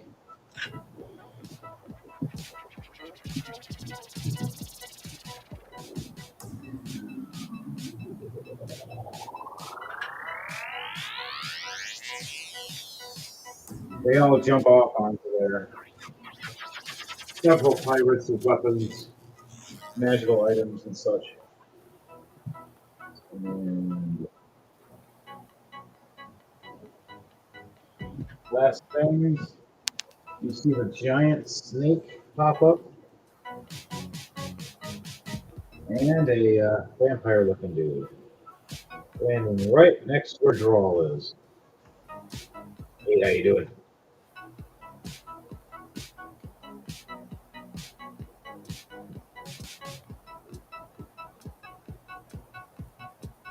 Good attack. Miss, attack, miss, and 2 miss. Yeah. Okay, so Droll, you get hit with a 22. This creature flies from above and kicks you right against the post. You take 6 points of bludgeoning damage as you smack against the wood post. He lands down in front of you with pale white skin, black hair, and red eyes, and a crazy looking goatee. Smiles with his fangs long, going, I've always wanted to drink from a dragonborn. And his turn. They're alive, people. Yeah. The other characters. Fleming. This creature, this big, giant, demonic-looking creature, slams down in front of you. About You say 7 giant? foot tall. Yeah, Fleming, for you. A monster slams in front of you like a demon, like a monster. About 7 foot tall, big and huge and angry. Pulls up this giant-looking sword where you see it has faces on it that are screaming like souls, bleeding and on fire at the same time. He's smiling. Yours because my election, little man. As he swings a sword at you, does a 17 hit.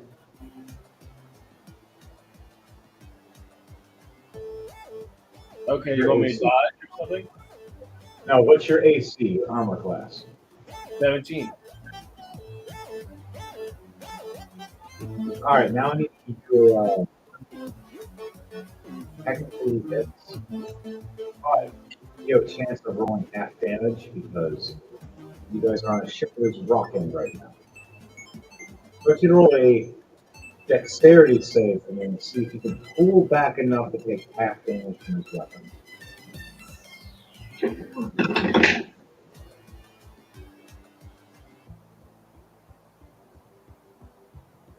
What'd you get? 14 plus 2, 16. You just barely succeed. As you jump back, you take a big slash from a screaming soul sword, which would have been 34 damage, but it's cut in half. So 17 damage of slashing, and then also fire damage on top of that. 1 point of fire damage.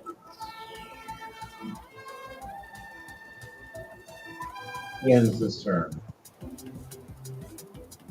For the rest of you, back to the top. Fleming, it is now your turn. What do you do after you just got slashed by this big 7 foot tall, demonic looking creature that's screaming he wants meat, food, and to take all the supplies? I jump on top of the sword and then jump in and do a kick in his face. I do a smack in his face with my staff. Roll a acrobatics or athletics to see if you can jump up across the sword and to attack him. 18 plus 7, 25. So explain to me how you jump up as he goes for this big swing like this at you, like a big baseball swing. I jump up as the sword swings. I land on top of it, and then I use it as a platform to jump up and just take my staff like a baseball bat and just smack him right in the face. All right. You still take fire damage for landing on the flaming sword. 1 point. You're so lucky. All right. 1 more point of fire damage. But now roll for that attack. You got a hot foot. 19. You hit. How much damage are you And doing? because he's a giant, he gets an extra 2d6 damage from my weapon. All right. He is a size and a half bigger than you.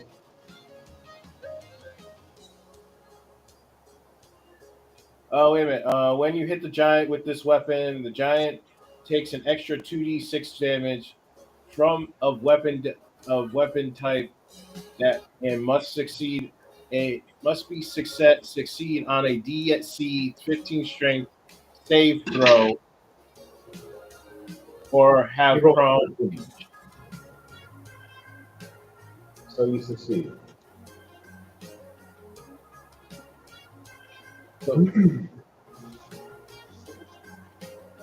I roll a 13. So you succeed.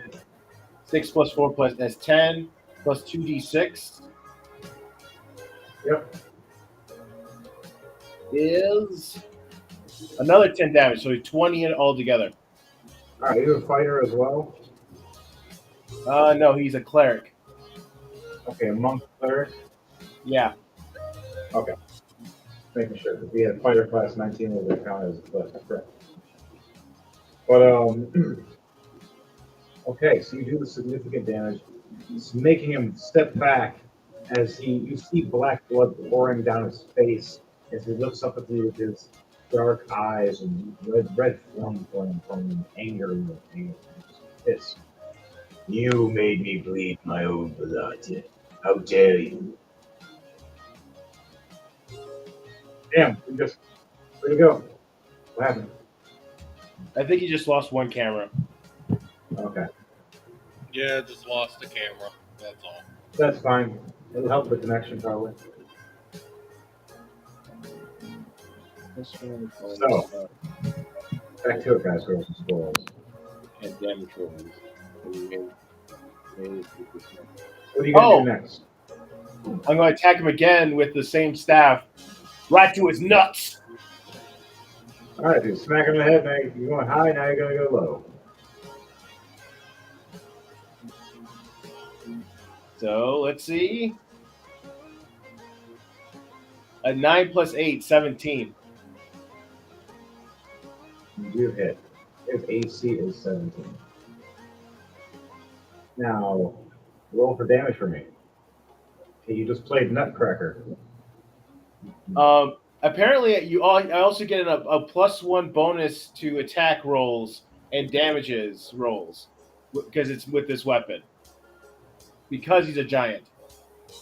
There you go. Oh, they're not 7 plus 1 more, that's 11, so it's 12. Plus, since he's a giant, I get 2d6. Another 7, so that's 12, 18, 19.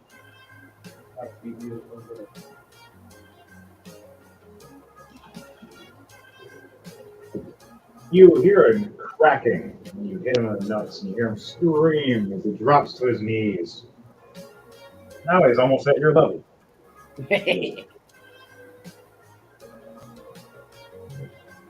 And what makes it even better, I have a ring of a bonus action. Ooh.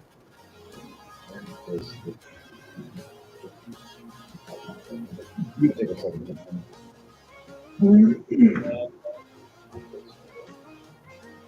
While wearing this ring, difficult terrain it does not cause extra movement, and additional magic can neither reduce your speed, nor oh, it doesn't affect that. Never mind.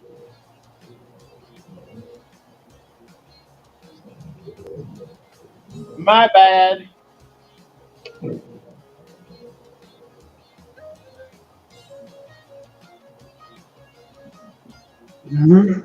You're fine. Remember, physical attacks per action is just the attacks, unless you have special abilities or skills. Oh man, I had like a Deadpool thing. I was literally going to do and the guy sets up for the shot, and it's going to give him a nice kick to the face. But I guess I can't do that now. Oh well. Focus action. You still got that, which is still a physical attack. You can also got your monk. You got your monk points. Remember that. Okay, then I use that bonus action and do the okay, and it's kick him right in the face with an unarmed with a Kai strike. All right, roll an attack for me. Now, is it going to be a stunning strike, or is this going to be a straight just kick, like a pushing kick or a regular kick? I think this will be just a straight kick.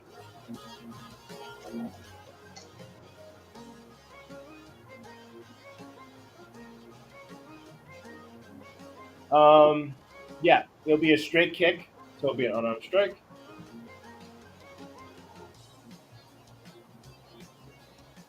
Straight kick. Okay.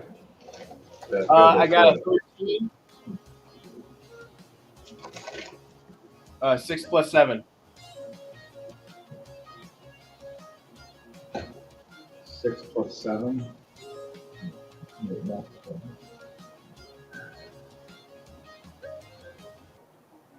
13 is not enough. That's damage, you said? No, that was the. You miss. Wherever you go for the kick, he takes his reaction, catches it. So I'm going to roll for acrobatics, or see if I get this. 17 plus 10. He catches your foot, pulls you in. Right when he does, 16 plus 8, he does a clothesline right to you. You see this big, giant red forearm right across your face. Wow! And you just hit the floor, doing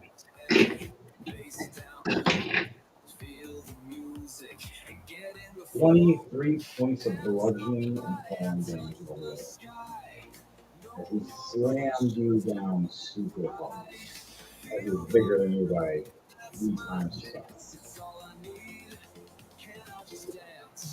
Your guy okay?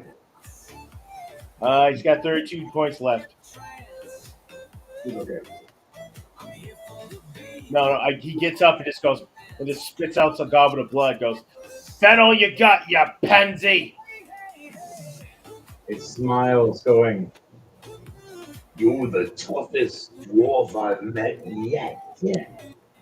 I'd love to add you to my collection. you see his flaming swords. He smiles and licks it with his long flaming tongue. Then I grab my crotch and just go, "Add these to your collection." Ah!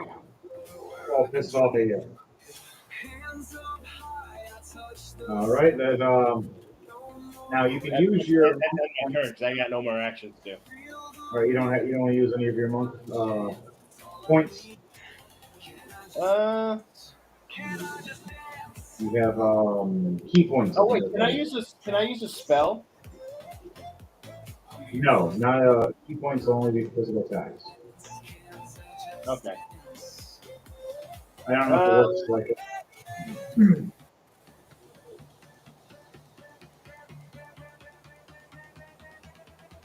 What happens when you strike first? We're gonna No, I think I'll save it for next time. obviously tackle first, and then then go initiate. Now, Yeah, I hit my turn. Okay, so you end your turn. Princess Ophelia looks around, freaking out. Draximus walks downstairs, going, "My princess." Oh wait, sorry, wrong direction. So y'all, my princess. What happened? Uh, it was a cloud of smoke. I come on down here with my axe, and the smoke's gone. And you screaming, "Who are you?" Well, my name's Drax. You know that. He looks over, going, "I'm surrounded by buffoons. There is some kind of shadow creature that is messing with me. There's numerous ones, I swear. I think I'm being haunted."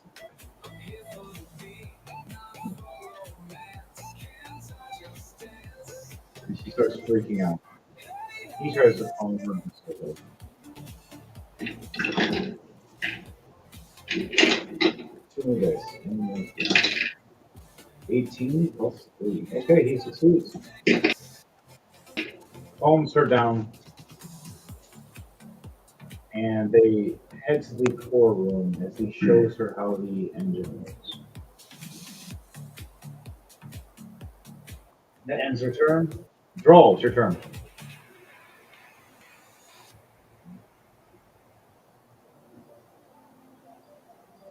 DJ, Thunderbase. What does Drawl do? All right, I'm gonna do a perception check to see if I see anything.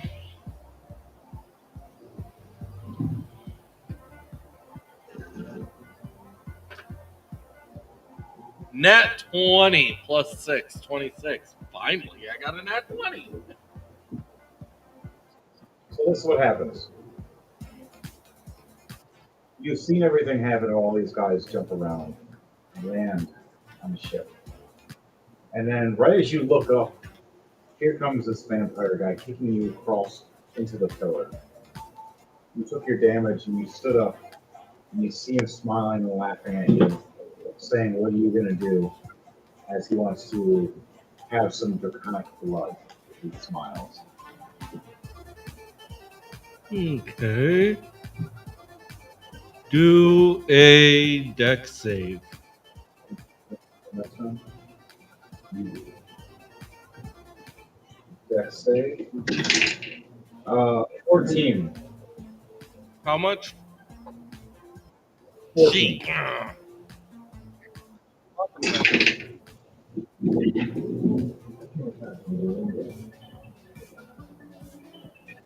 One of my dice disappeared while I rolled it. What?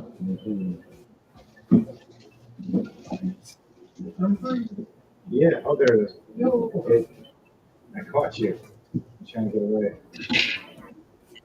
Oh, yeah. Good thing I didn't roll that one. That's all I can do. Okay. You still have your bonus action.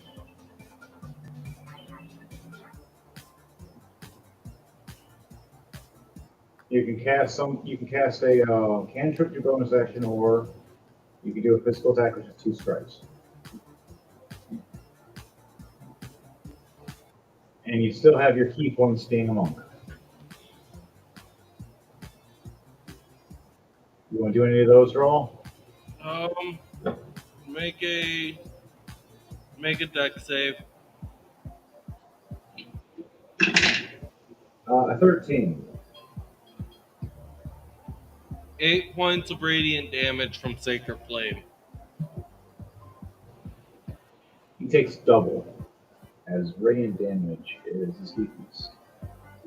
Takes 16 points. You hear him screaming as he steps back and almost falls back off the ledge.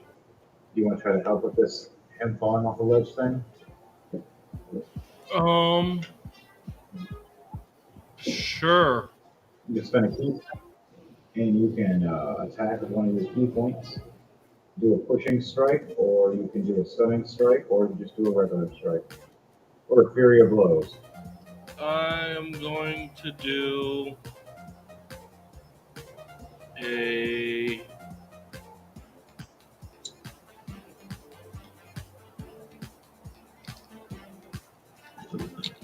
looks like I only have Fury of Blows. So, you're a monk. Yeah, I'm not seeing any of the other ones you were mentioning. Okay, the other one's in probably a higher level for monk then. You haven't got there yet. So, you don't have stunning strike? No, I only have Fury of Blows. Alright, then you can do either that, or you can do an unarmed strike and mention it as a push kick or a punch if you want to launch him off.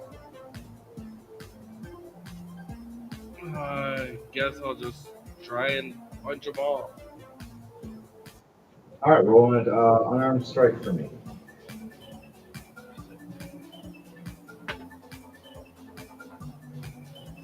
A 12, so no, I don't even touch them. No. You go for a kick and miss. Kind of like you were taunting him. If he looks and sees the foot, just barely miss him. He's like, oh! All like steady, like scared and stuff. Okay, you can spend a key point if you want to attack again. If not, I've then got turn. 2 more attacks. Alright, then hit again. Less. 11 plus 7, 18. You hit. AC is 16.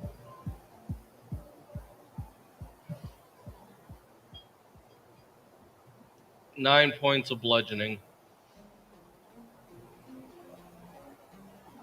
You kick him off. As you kick him off and he starts falling, he hits that broken bucket that Fleming threw at you and that you ripped off. Smashes through, right through to his heart. A wood stake. Explain to me how you want to do this as he dies from his wood stake. What, He Fleming was died? backwards. I guess dial No, Final Destination. Yeah, it's the vampire. The vampire that just got kicked off the ledge by Devontae didn't have a chance to react, so he used his reaction and fell right onto that broken bucket that you threw at Devontae's character. And it happened to be broken in a sharp, pointed way that stabbed right through his heart. I can't So you see this vampire dying right in front of you. What did you can't say? think of a good bucket pun. That was my lucky bucket, Eh, but it gives splitters. So I've heard of you see the and I've vampire. never heard of piercing the bucket. You see him start turning to ash, and his bones cripple and fall. What you see left is a heart stuck into the bucket. That's kind of like frozen. I got one. crystal. So that vampire. Hey, dude, you're looking a little pale there. Right as he looks at you, and you say that, he turns to dust, and you see his skull, and he goes, ah! But as you see that, Fleming, you see Or a better one. Buckets up. you see a crystal-looking heart stuck on your bucket, with your wooden bucket spiked through it. Do you want to do anything with that and keep it, or do you want to receive it? I'll just leave it. It's already broken. All right, Droll, do you want to keep it? Yeah, I'll keep it. All right. You go and acquire it, and that ends your turn for Droll. You can put in your inventory later a crystallized vampire heart with a wooden bucket stake through it. With, on the bottom of it going properties of Fleming.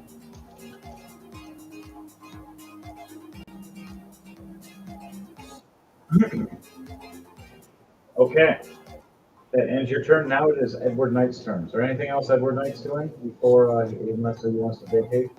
Or is he watching that? He's just watching right now. Okay. Now it's going to go to the creature's turns and the monsters. You didn't hear that.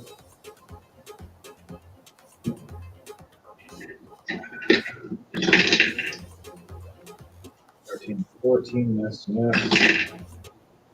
Oh, miss. Nat 1, ooh. 16 hit. And run that one. So draw. You see a guy running at you and misses completely with your axe, and it hits against the mass as it gets stuck. For you, Fleming, you see this creature running at you, all in red skin with chains, trying to whip them at you. Misses completely. And as he does, he wraps the chains accidentally onto this rope that looks hanging from something outside. Over the ship. You see him getting pulled. Yep. Flung right off over the ship. As you watch him scream and get pulled to his death. And you go, well, there's one less guy to deal with. Chains up.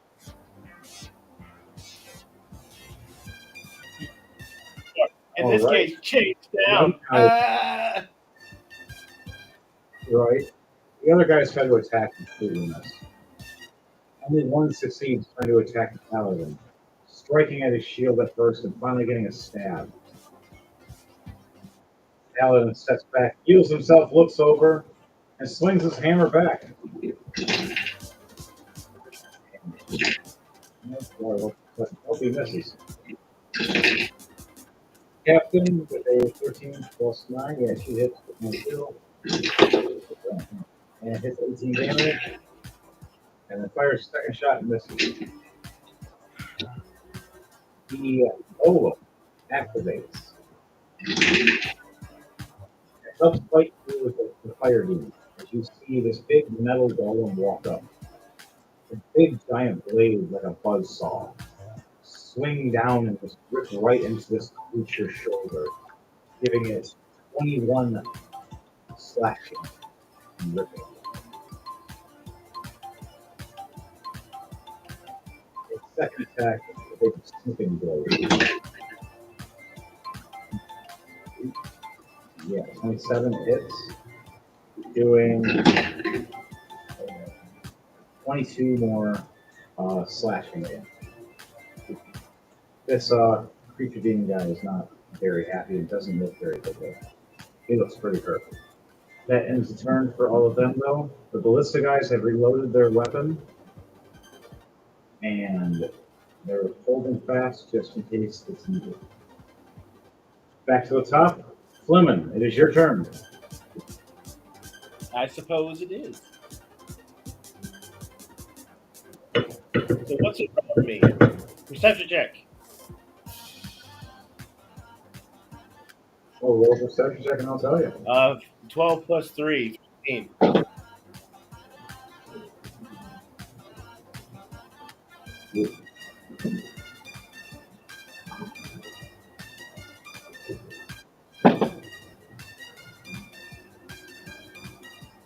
All right. A 3? No, You don't see shit. 17? no, 15. Sorry, I didn't hear you right. All right, so 15. 15 you do see. You see monsters around you, a couple of them. You see the big guy that you're beating up right now. He's hurt real bad by attacked by the golem. He looks like he's near his wits. Also, I rolled the special rolling to die, created out of wood blocks, made by actual Dark Trooper. And then I wrote on them. Full health to all party ×1. Randomly, as you guys are fighting, you all get this weird green energy around all of you, and it starts healing you. As all of you gain a full rest, you can give yourself a long rest and make yourself heal again. that some Lunal has gave you guys a small aid. As she is watching with her magical book, as Grismont, Mayhem, Lunal, Edward Knight, Chrome, and Leuven are walking down this dark path to this city that is consumed by minions, and to eradicate many of them. Back to it though. Lemon, what do you do now after you feel this energy and you feel fully powered again? As the demon is standing there looking at you, realizing you just healed. Is the demon still on the ground? He's on his knees with a giant buzzsaw on his shoulder right now. I do. I run up and then hit him in the face again with my quarterstaff.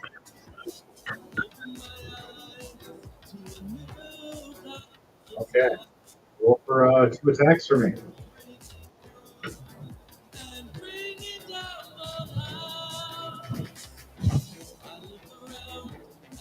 I got a 17, 9 plus 8. 9 plus 8. Okay. Okay. 9 plus 8. You hit it a 27. That's the first one. Now, what's the second one? An 18. Both hit. So what's the damage to both of those? One is 6 plus 4, 10. The other one, 3 plus 4, 17. So I get 4d6. A 19. So 17 plus 19, that's 30 something. Hang on. Math, my friend, math.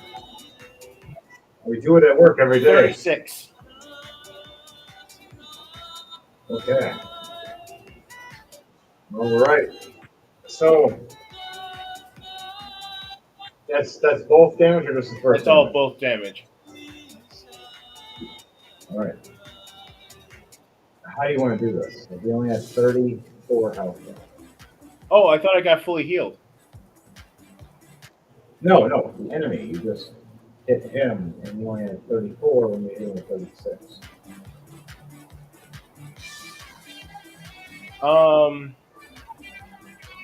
I run up. He tries to grab at me, but I manage to jump off his arm and just baseball bat his face right across the side of his face with my quarterstaff of cleansing. And where's the second hit? What is the second hit look like? And as I'm coming back, I just so managed to just whip it around and then hit him again, right in the middle of his face, right in his nose. Right when you do, you crush him in the demonic face and skull, reaching right to the brain, and you see him catch on fire and just literally look like he got blown right back to hell, burnt. Screeching all the way. As even the golem looks over at you, surprised, like, holy crap. And the small little samurai gnome man, or halfling man. I got a little samurai halfling over here. He's helping you guys out.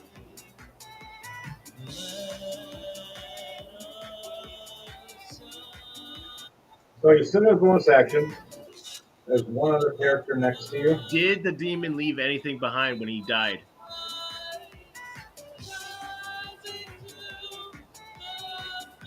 All you see is a pendant on the ground with a red eye in it. And that's all you see. As the weapon itself was thrown back with him. That looks like a cursed artifact to me. Yeah. Fumit takes his quarterstaff, picks up the pendant up by its cord, and just chucks it overboard. Roll a dexterity check for me. A 14. 12 plus 2. All right, now roll an acrobatics or athletics or how far you throw this thing. 15. 8 plus 7. You pick it up, hit it a couple times hockey style, throw it up in the air, and you bat it. You see it fly off right over the ship. This glowing gem with a golden necklace. Flying 3, 4, 500 feet or more. Super fast, right down bloop, to the middle of the ocean. We already went past the one island that was covered in a storm. But now this random gem of this amount can never be summoned again normally, at least without air.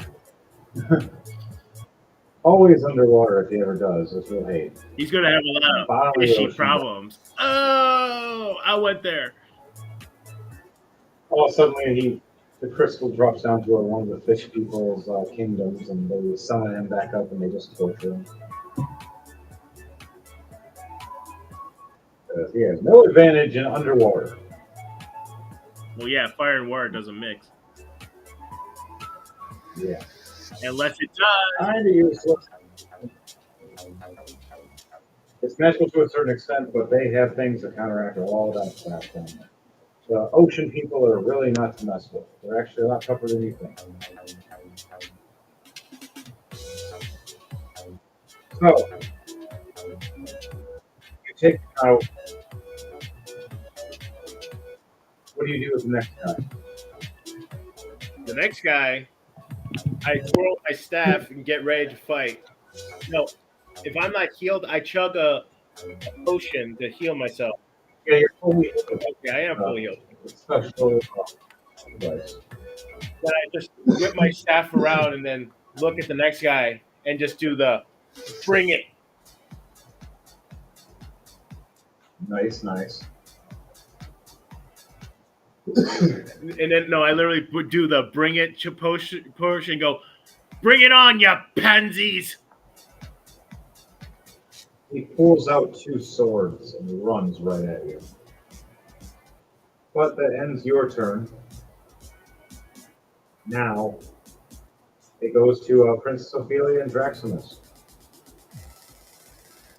As they start trying to investigate showing the machine and realizing there's commotion up top, the guards state they'll protect the princess and so will the other captains. And they put her in her corridor. They lock it up tightly and hold off effectively, with one guard inside. Draximus runs upstairs, opens the door, and sees all the commotion. Right when he opens the door, he sees three chains swinging right at his face. One hits him and just pulls him right down with the hook, slamming, doing 12 damage to him. And then he gets up and now attacks back with a nat 20. Hitting him with his axe. It is a 9-wire Stealer Great Axe.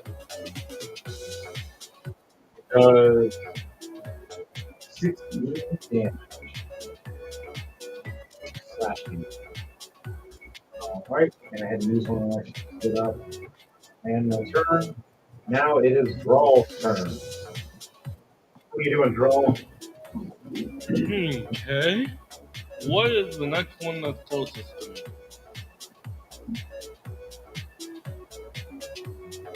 Next enemy closest. Right next to you is the one that's then Chris himself is trying to tell. Okay. Is it in melee range? Yes. Sorry? Is it within melee range? Yes, he is actually running past you right now. He's within 5 feet. I want to do a clothesline with my quarterstaff. Roll one attack for me. 9 plus 9, Advantage. 18. What do you mean how it looks?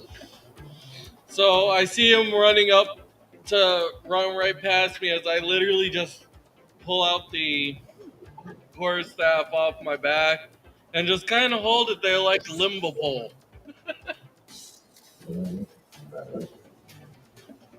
And I hold it Oh, it's still and just as I put it out, it grabs him by the neck and just says, "Boy." okay. He hits the floor. What do you he takes how much points damage from your weapon? 6 points. 6 points of question in the ground. That's 12 points. Thrown, by the way. Physical attack to your advantage.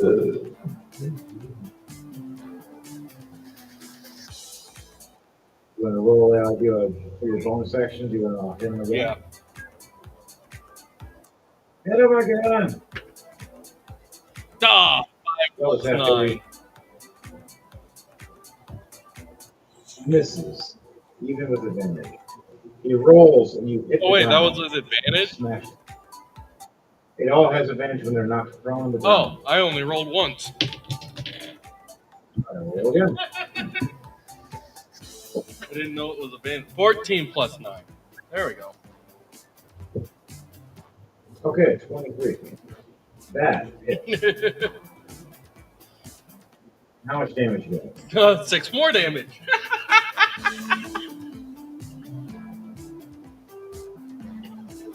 You do 6 more damage. As you realize, all these guys are some kind of like ghouls, vampire freaks, or demonics. Trying to raid your stuff. You want to use any other points or anything, or do you want to turn? I end my turn right there. Okay. He was going to spend his movement to get up and attack you. 10 plus 8, 18. That is exactly my armor class. That hits you 6 points of bludgeoning damage. As he gets up and uppercuts you. And pulls his swords back out after getting knocked on his ass. Attacks again, but for 16 though, and that misses. And it's his turn. Next guy misses the golem. Hits the golem. Does 6 points back to it. So the samurai guy hits. Does 14 points of damage to the guy next to you. Okay. Last, the one attacking me hits me and does 6 points of damage. That ends their turn. Now back to the top. Lemon. The ship is rocking. The creatures are trying to attack. This guy just got knocked down by a draw right in front of you. He's got back up though. What are you gonna do? Is he how far? Is he still like on his knees or something, or is he fully standing up? He's fully standing up. Well, I take advantage and then I go and kick him in the gut.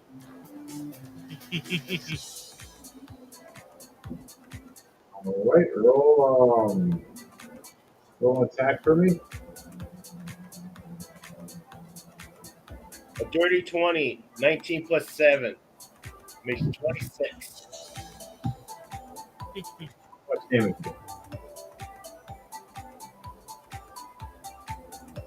8.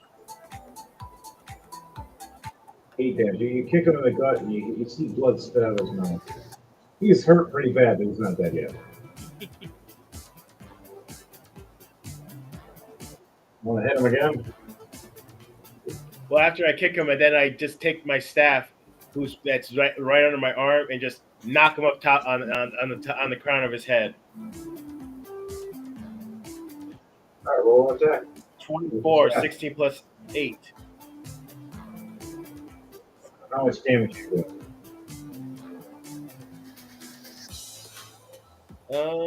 Hang on. 8 plus 4, 12.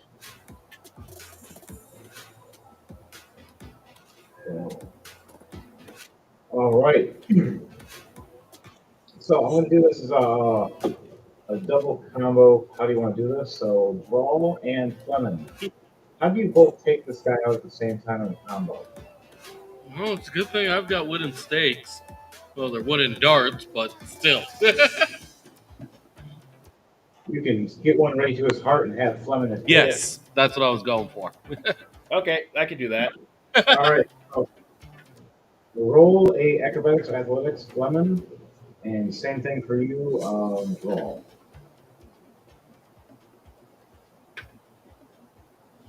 12 plus 7, 19. 11 plus 7, 18. All right. So you see the vampire going, "Can't kill me. Not unless you have a wooden stake." And right when he says that, here's Drawl, sticks it to his chest, and he's like, "Not deep enough." And right when he says that, you see Fleming hit it right into his heart. Ugh. And he just steps back and just looks at all of you and starts turning into dust and just, "No, no, not this," and just falls apart. And now you see a wood stake with a crystallized reddish heart frozen stuff onto this wood stake that he's pictured out. Catch your fingers. I'll take this one. You guys want to? All right, so you take that one, Fleming. You put that one in your bag of holding. Yeah. Do I also? Is also his sword still there? His two swords are still there, sitting on the floor. I'll grab those two. Okay. So check them out later, and I'll let you know what they are. So, we still have a couple more monsters around, guys. But your turns are 11.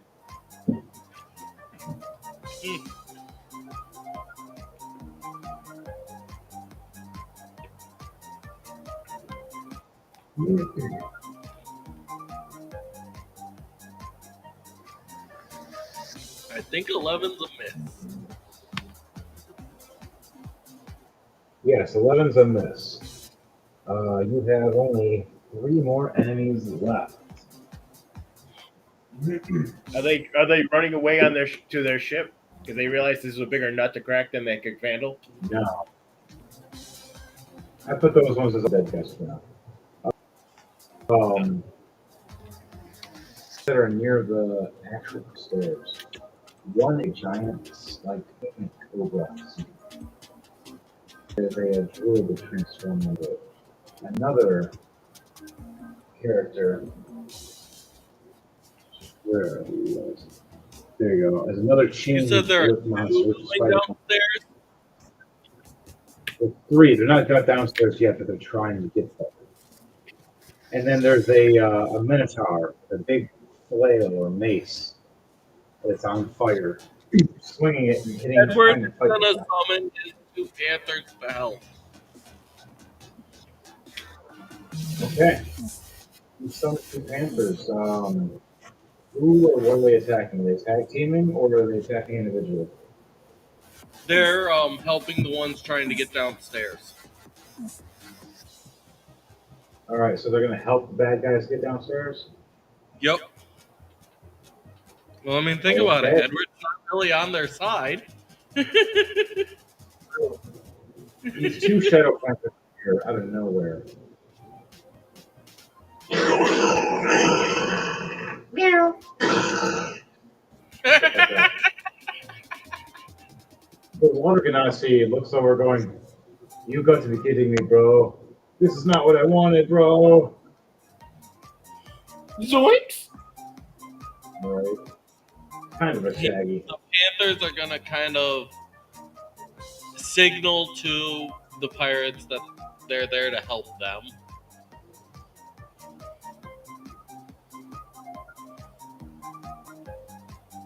Mainly by going and standing by their side. You do have Edward Knight to, you message. Mm-hmm. You could do that as well.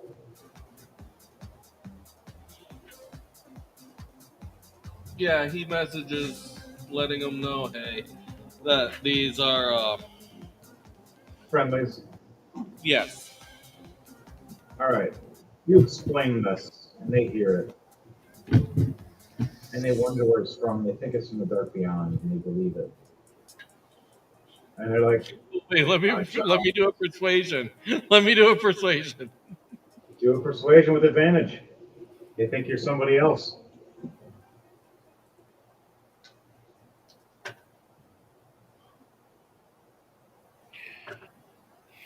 19. Explain to me what you say that persuades them to work together with the Shadow Panthers as they believe you're a dark shadow.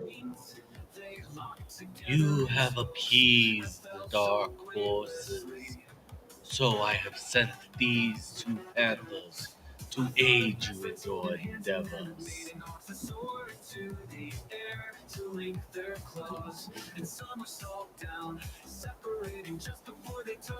see the Red Minotaur scream, smile, and his flaming mace brightens even more. You see the giant snake get bigger and smile, and you see the demonic creature with chains on his hands, whipping them against other characters, such as myself. Gain another chain or two, like they got stronger from this morale boost. They're trying to head to the door as you see Draximus heading us back to the door, trying to hold it as it's trying to fight one by one off, feeling his own blood splattered against the door, being slashed horribly. What do you guys do next? As now is back to Lemon.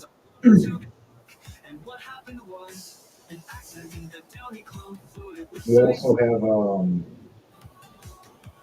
Jordan's character trying to help out. I have him downstairs guarding Ophelia right now. This Dragonborn.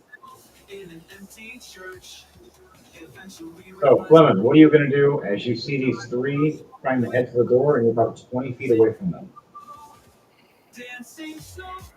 Which one do you attack? The Minotaur, the giant snake, or the red whip demon that's whipping my guy? Who am I closest to? They're all about the same distance except for the Minotaur. He's probably the closest. I go and body check the Minotaur.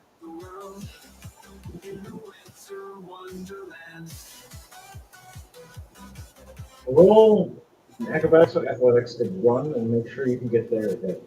And then roll a dexterity check to make sure you. For the athletics, I got 16 plus 7, 23. Okay. You get to him just in time to ram right into him. Do I have advantage with the dexterity? Roll a dexterity check. Is your higher I'm number of asking, dexterity? do I have advantage with it, or is it just straight roll? For your succession that you had with your ability check? Yes.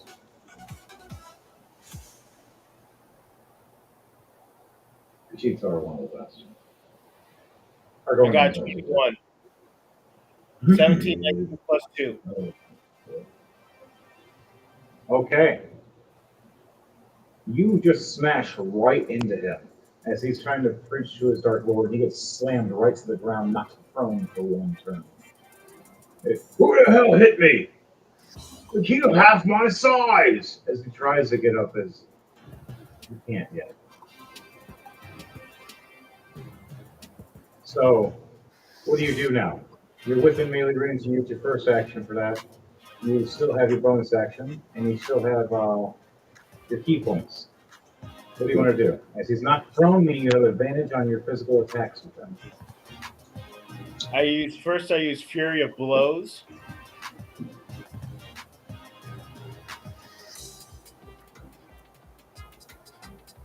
I got 9 plus 7, 16.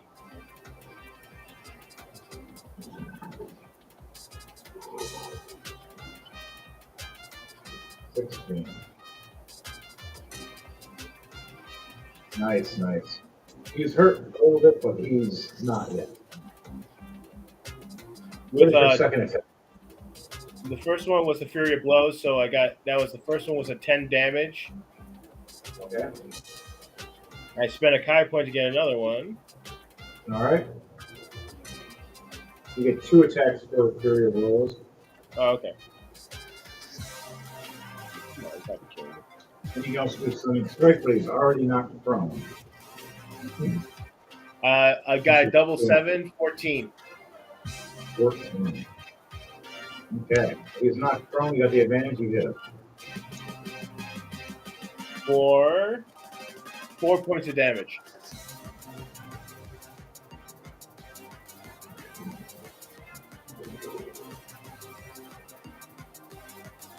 Okay. And you're going to spend 1 more key point and attack 2 more times? Or do you want to do a Stunning Strike? I'm going to do a Stunning Strike. All right.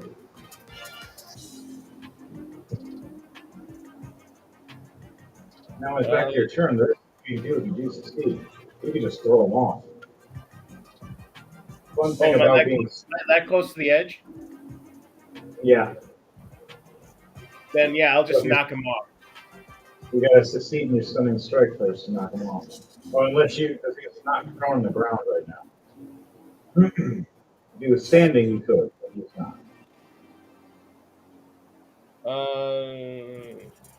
Okay, yeah. So I just to do it. Is it just a normal attack for doing a Stunning Strike? Yes. You get a plus to it though as well. Your dexterity bonus.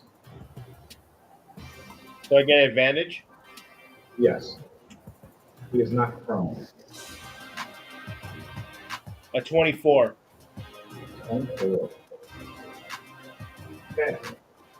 He is stunned now. So when it's your next turn, you can decide if you want to pick him up and throw him off. Or if Brawl gets to him first, then you guys can tag team throw him off. That's the reaction. Now it is Draximus's turn. I'm going to swing my axe. Good advantage. Net 20. I hit the Chain Whip monster. I do 27 damage times 2. So, what's this? 54, sorry. All right, second hit. 20, a dirty 20. Doing 24 damage. He's severely hurt, but is not dead. Can you use my bonus action to attack again? 19 plus 10. All right, is a 29. I do 16 points more of damage. He's not dead, but he's pretty damaged. I end my turn. Princess Ophelia meditates, trying to help guide the storm.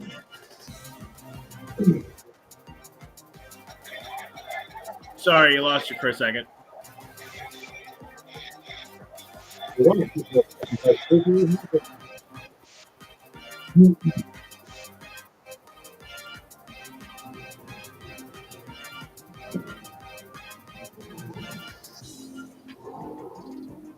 lost you, Dark Trooper. What happened? All right, we'll get to you in a minute. Princess Ophelia is going to focus on that. I got to roll for her. She doesn't succeed. Maybe next turn.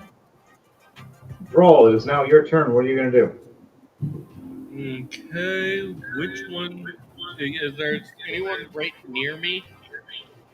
You're about the same vicinity as Dark Trooper, but he just walked past you to attack the Red Minotaur and just knocked him prone and stunning strikes him.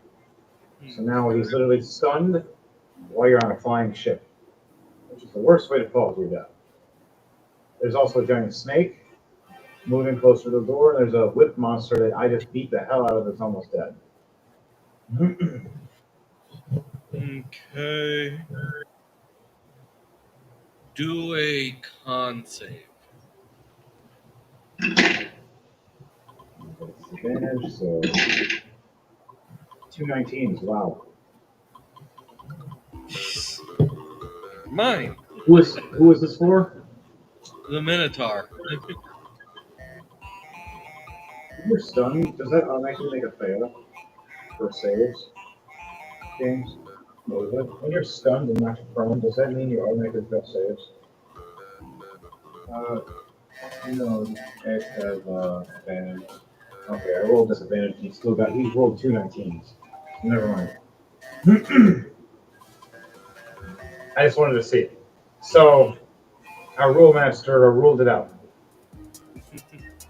Okay, you missed for that one. You still have your bonus action left.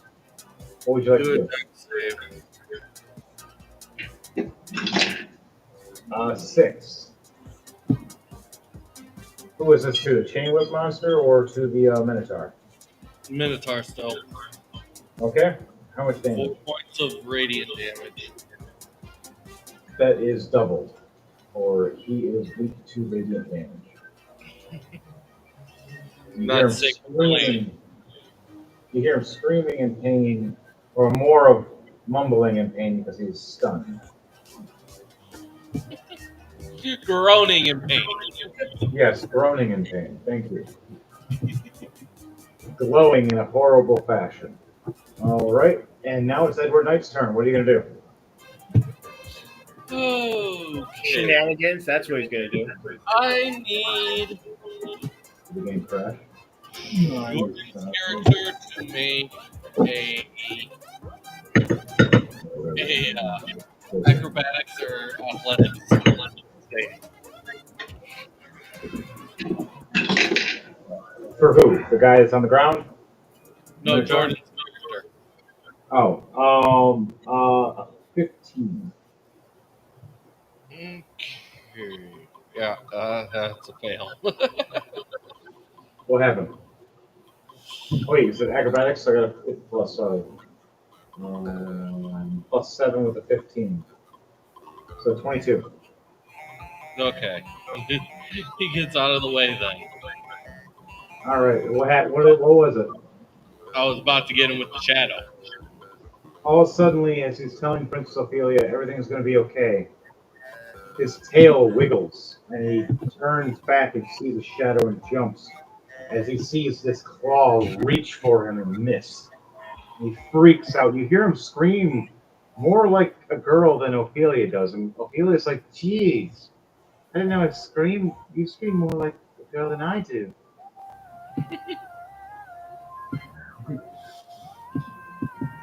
And then make a dex save. Oh, 3 plus, 10. Okay, so where he falls to, or where he jumps to, he's going to be taking 4 points of acid damage as a ball of acid just drops on the location he lands. You hear him scream even more. How much damage? 4 points of acid damage. Hold on. And Princess Ophelia is like, oh God, we're not alone in this room. And the And guard that's in there, just sitting next to the door, pulls out his sword, looking around, seeing Maverick screaming in pain. Or, what's his name? Jordan said his name. Jordan, I should have done this. Fine. Baylor. for the Baylor's bonus screaming in pain. action, I need everyone in that room to make a con save for the bonus action. That is 3. Oh no. Princess Ophelia got an 18 plus 2. The knight got a 7 plus 2. He failed the 9.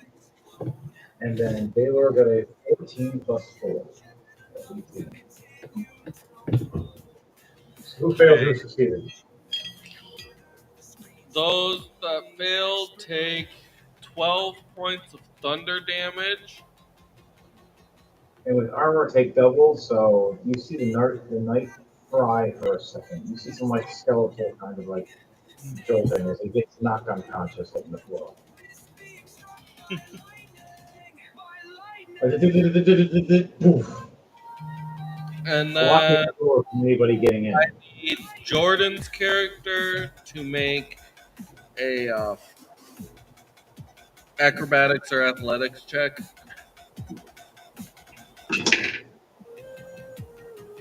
14 plus 7. So 21. Okay, he's good then.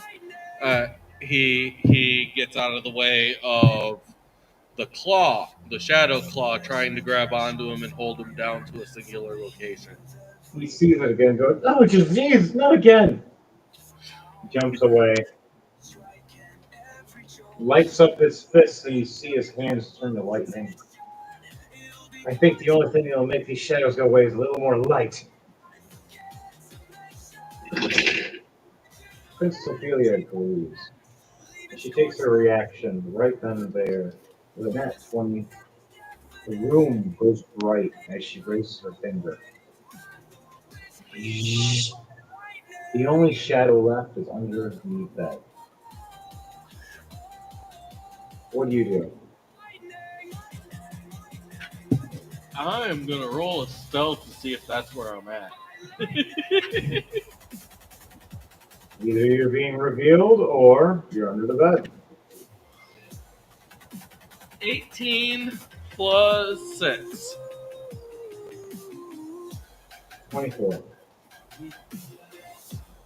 You hide under the bed. You look around and you see Prince Ophelia looking. You see Baylor looking. Princess Ophelia goes, shh. Baylor looks down. You see Baylor pull out his sword. And Princess Ophelia walk closer to Baylor, kick Baylor, grab the sword, and just slam it right in the middle of the bed, throwing an attack. What is her? She has a +6 with a 13. A 19. Does a 19 hit? No. You see a sword slam right in the bed, right past your head, right next to it. And you look right over and you see the reflection of your eye to the sword. And her going, I missed!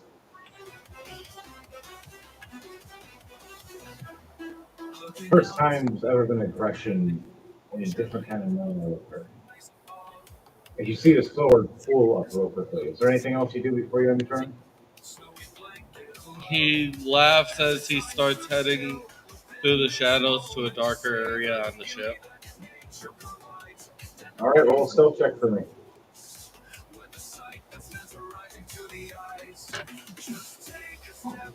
Ugh. Nat 20 plus 6. 26. Your shadow runs right across the little edges of where the light was. Right past the unconscious guard, right under the door. Flying right up the stairs.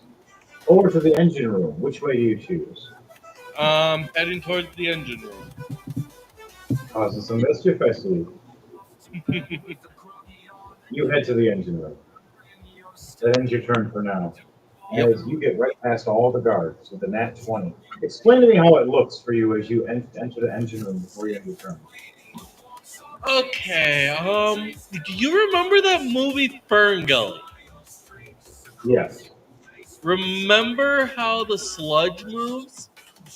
Oh, yeah. That's how it looks. Oh, that's terrifying.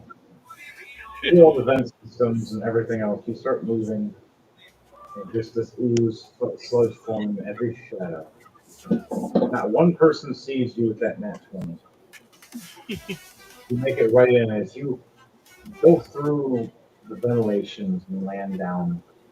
All the guards are focused on the princess right now, so the engine room is clear. As you see a glowing teal bluish light lighting up an occasional yellow spark of energy. What do you say when you see this room like this? It's what's keeping it afloat, the whole ship. Also, it's kind of like a bomb. He just looks at it, puts his hands together, and just gives like a grinchy smile. Stays silent, but gives like a grinchy smile, like I'm gonna have some fun. Oh, this is going to be a good thing to end with soon. All right, so back to the top. The three monsters. One obviously paralyzed. He can't do diddly and or squat on the roll. And he does nothing. Giant snake attacks. Draxma. A nat 20.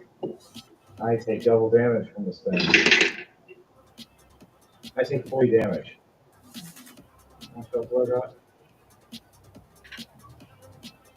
I got 30 health left as I'm just bleeding everywhere from this giant snake bite, plus the poison damage. 1 poison damage for now. And then now the chain monster attacks, and this is both attacks. Ooh, yay! I do a reaction to attack the chain monster. As I'm in rage form now. Alright, I hit 14 plus 6, a dirty 20. I do 24 damage. How do I want to do this? If I kill the chain monster, let's split him in half with the big axe. There's only 2 monsters left now. Giant snake and the paralyzed minotaur that's supposed to be the leader, but he has completely failed. Speaking of, Fleming, it is now your turn. What are you going to do to this guy who's stuck here going, woo? I'm going to throw him overboard. All right, he's going to pick him up and throw him off. Yep. All right, roll a strength check for me to pick him up. You got advantage. Do you want help? Do you want to draw to help you just chuck him off together like a funny little heave-hoo? Yeah. Yes. All right, both of you roll a strength check for me at the same time. The guy is like, 18 plus 2, dirty 20. what'd you get from him? I got 22 as well. So, explain to me, guys, how you want to do this. Well, first I grabbed the guy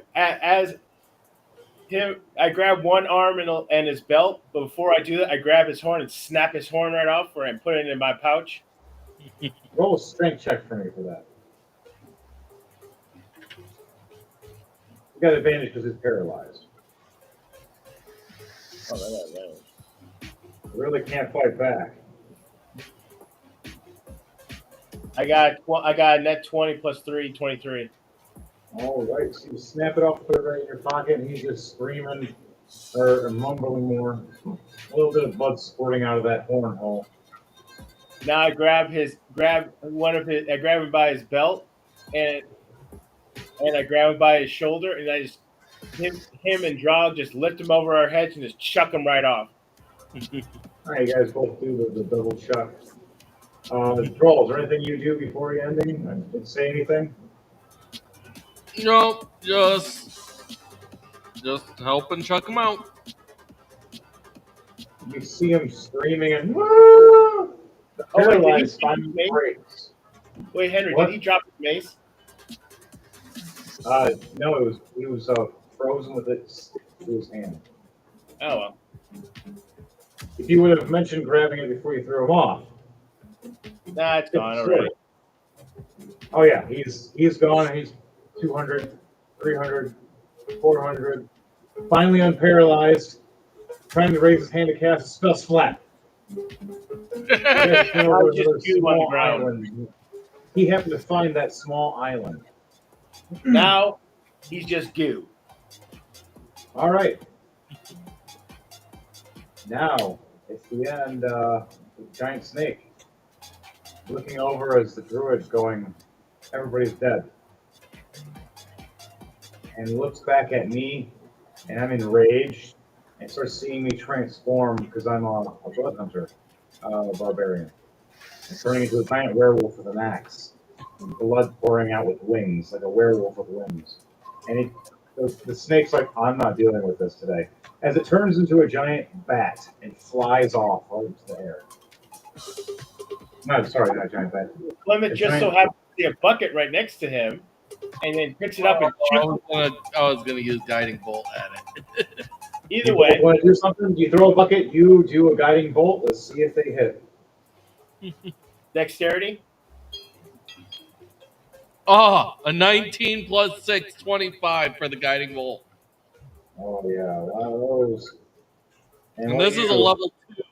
This is 16 plus this is a 2. second level guiding bolt, An 18. doing 20 points of radiant damage. And for you, Dark Trooper. I got 18 for dexterity. He turns into this. Originally trying to turn into a giant hawk, didn't have time. Turns to the giant bat, flies away. Right when he does, a bucket out of nowhere scoops up behind his ass. He flips and spins around, and right when he flips again, all he sees is the lightning bolt strike into this bucket, zapping and frying this bat. Just enough hit points to get back to 0, turning him back into himself. Here's the problem. He's not falling. He's falling, and he's a halfling or not. He just turned back into himself inside a bucket, Oh, squishing himself in a horrible, painful, deathly matter of blood everywhere as he's falling down to his doom into an ocean where there's sharks everywhere. I runs to the edge, yells, "Buckets down!" Bloop! At the very end. I'm just imagining the only thing that's left is him just giving me the finger as that only part of his body that's managed to see outside the bucket.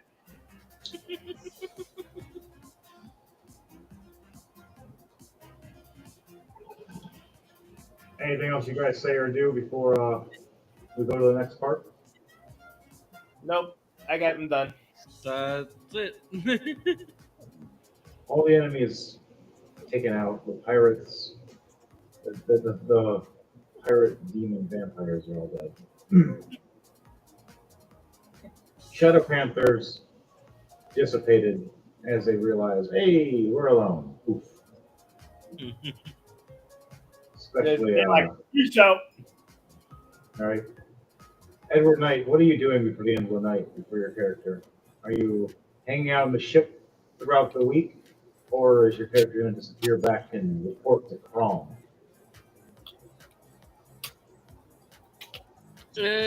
He's going to disappear back, but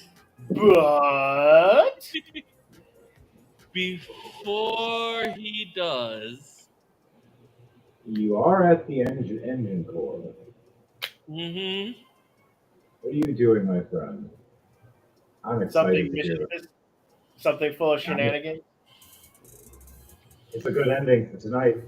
What are you doing? Tell me. Using a flaming sphere on the engine core. Roll for it, homie. Tell me. It's a save, Oh no. a deck save. And it's a disadvantage. It is a 6. What does it look like when it hits the energy core? 8 damage, fire damage. You see this fire energy ball hit the spinning energy core that's hyper fast. You see the blue energy at first glow and stop and then start turning purple, swirling with the red, and start shaking uncontrollably. And the little spirals around it that were protecting it start breaking and shattering off. And lightning everywhere from yellow lightning starts turning red. as it starts glowing uncontrollably and getting bigger and bigger, like it's going to go boom. There's a lot of shadows moving around. Is there anything else you want to do before you say hi? You want to do one more message? All you're gonna hear as he's exiting is just have fun. Any message you want to do to Princess Ophelia right before it happens? The message was literally just shouted through that's all he was gonna say through the shadows. He shouts it through the whole shadows. The whole ship hears this. The captain's like, "What? What is he saying?" Princess Ophelia going, "Oh no, this is like my dream. Another nightmare. It's real." Valor going, "What the hell are you saying?" Right as you jump through the shadows, energy core. The whole bottom of the ship just blows up and turns us to a nosedive. But we'll tell you what happens there next week on Rolling to Die, and how we survive if we do the crash and or where, how, and what. To be continued. So remember, guys, girls, and squirrels, this was Rolling to Die. Remember to like, share, and subscribe. Remember, we're done with your bullshit. It's a crazy clown world out there. To you all, good night. Anybody want to say anything before we end this tonight? Tune in on Wednesday, 9 p.m. sharp, Eastern Standard Time for our The Chaotic Mind podcast. Be there or be square. You, DJ to the race, anything you want to say? May 3rd, expect to see a new album release on May 3rd. Also, May 3rd, you can catch me at Turner Park in Old Town Lansing, Michigan for a live pop-up concert. Woo! All right, guys, girls, and squirrels. Hit it.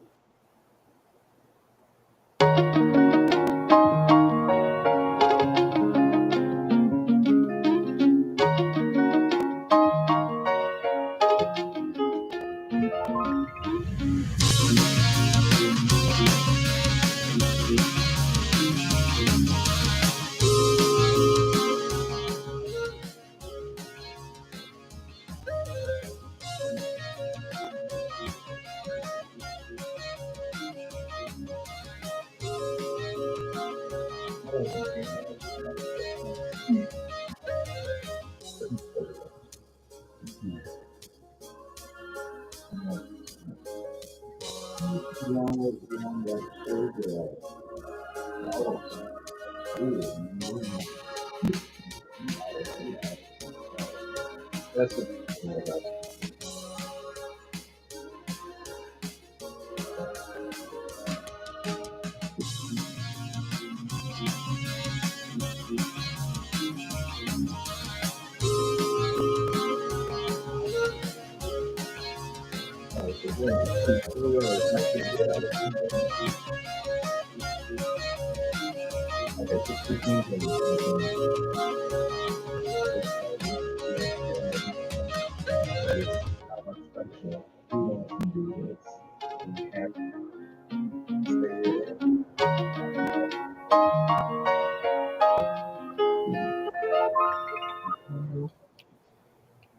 It's dreams! Bye. Fire it up!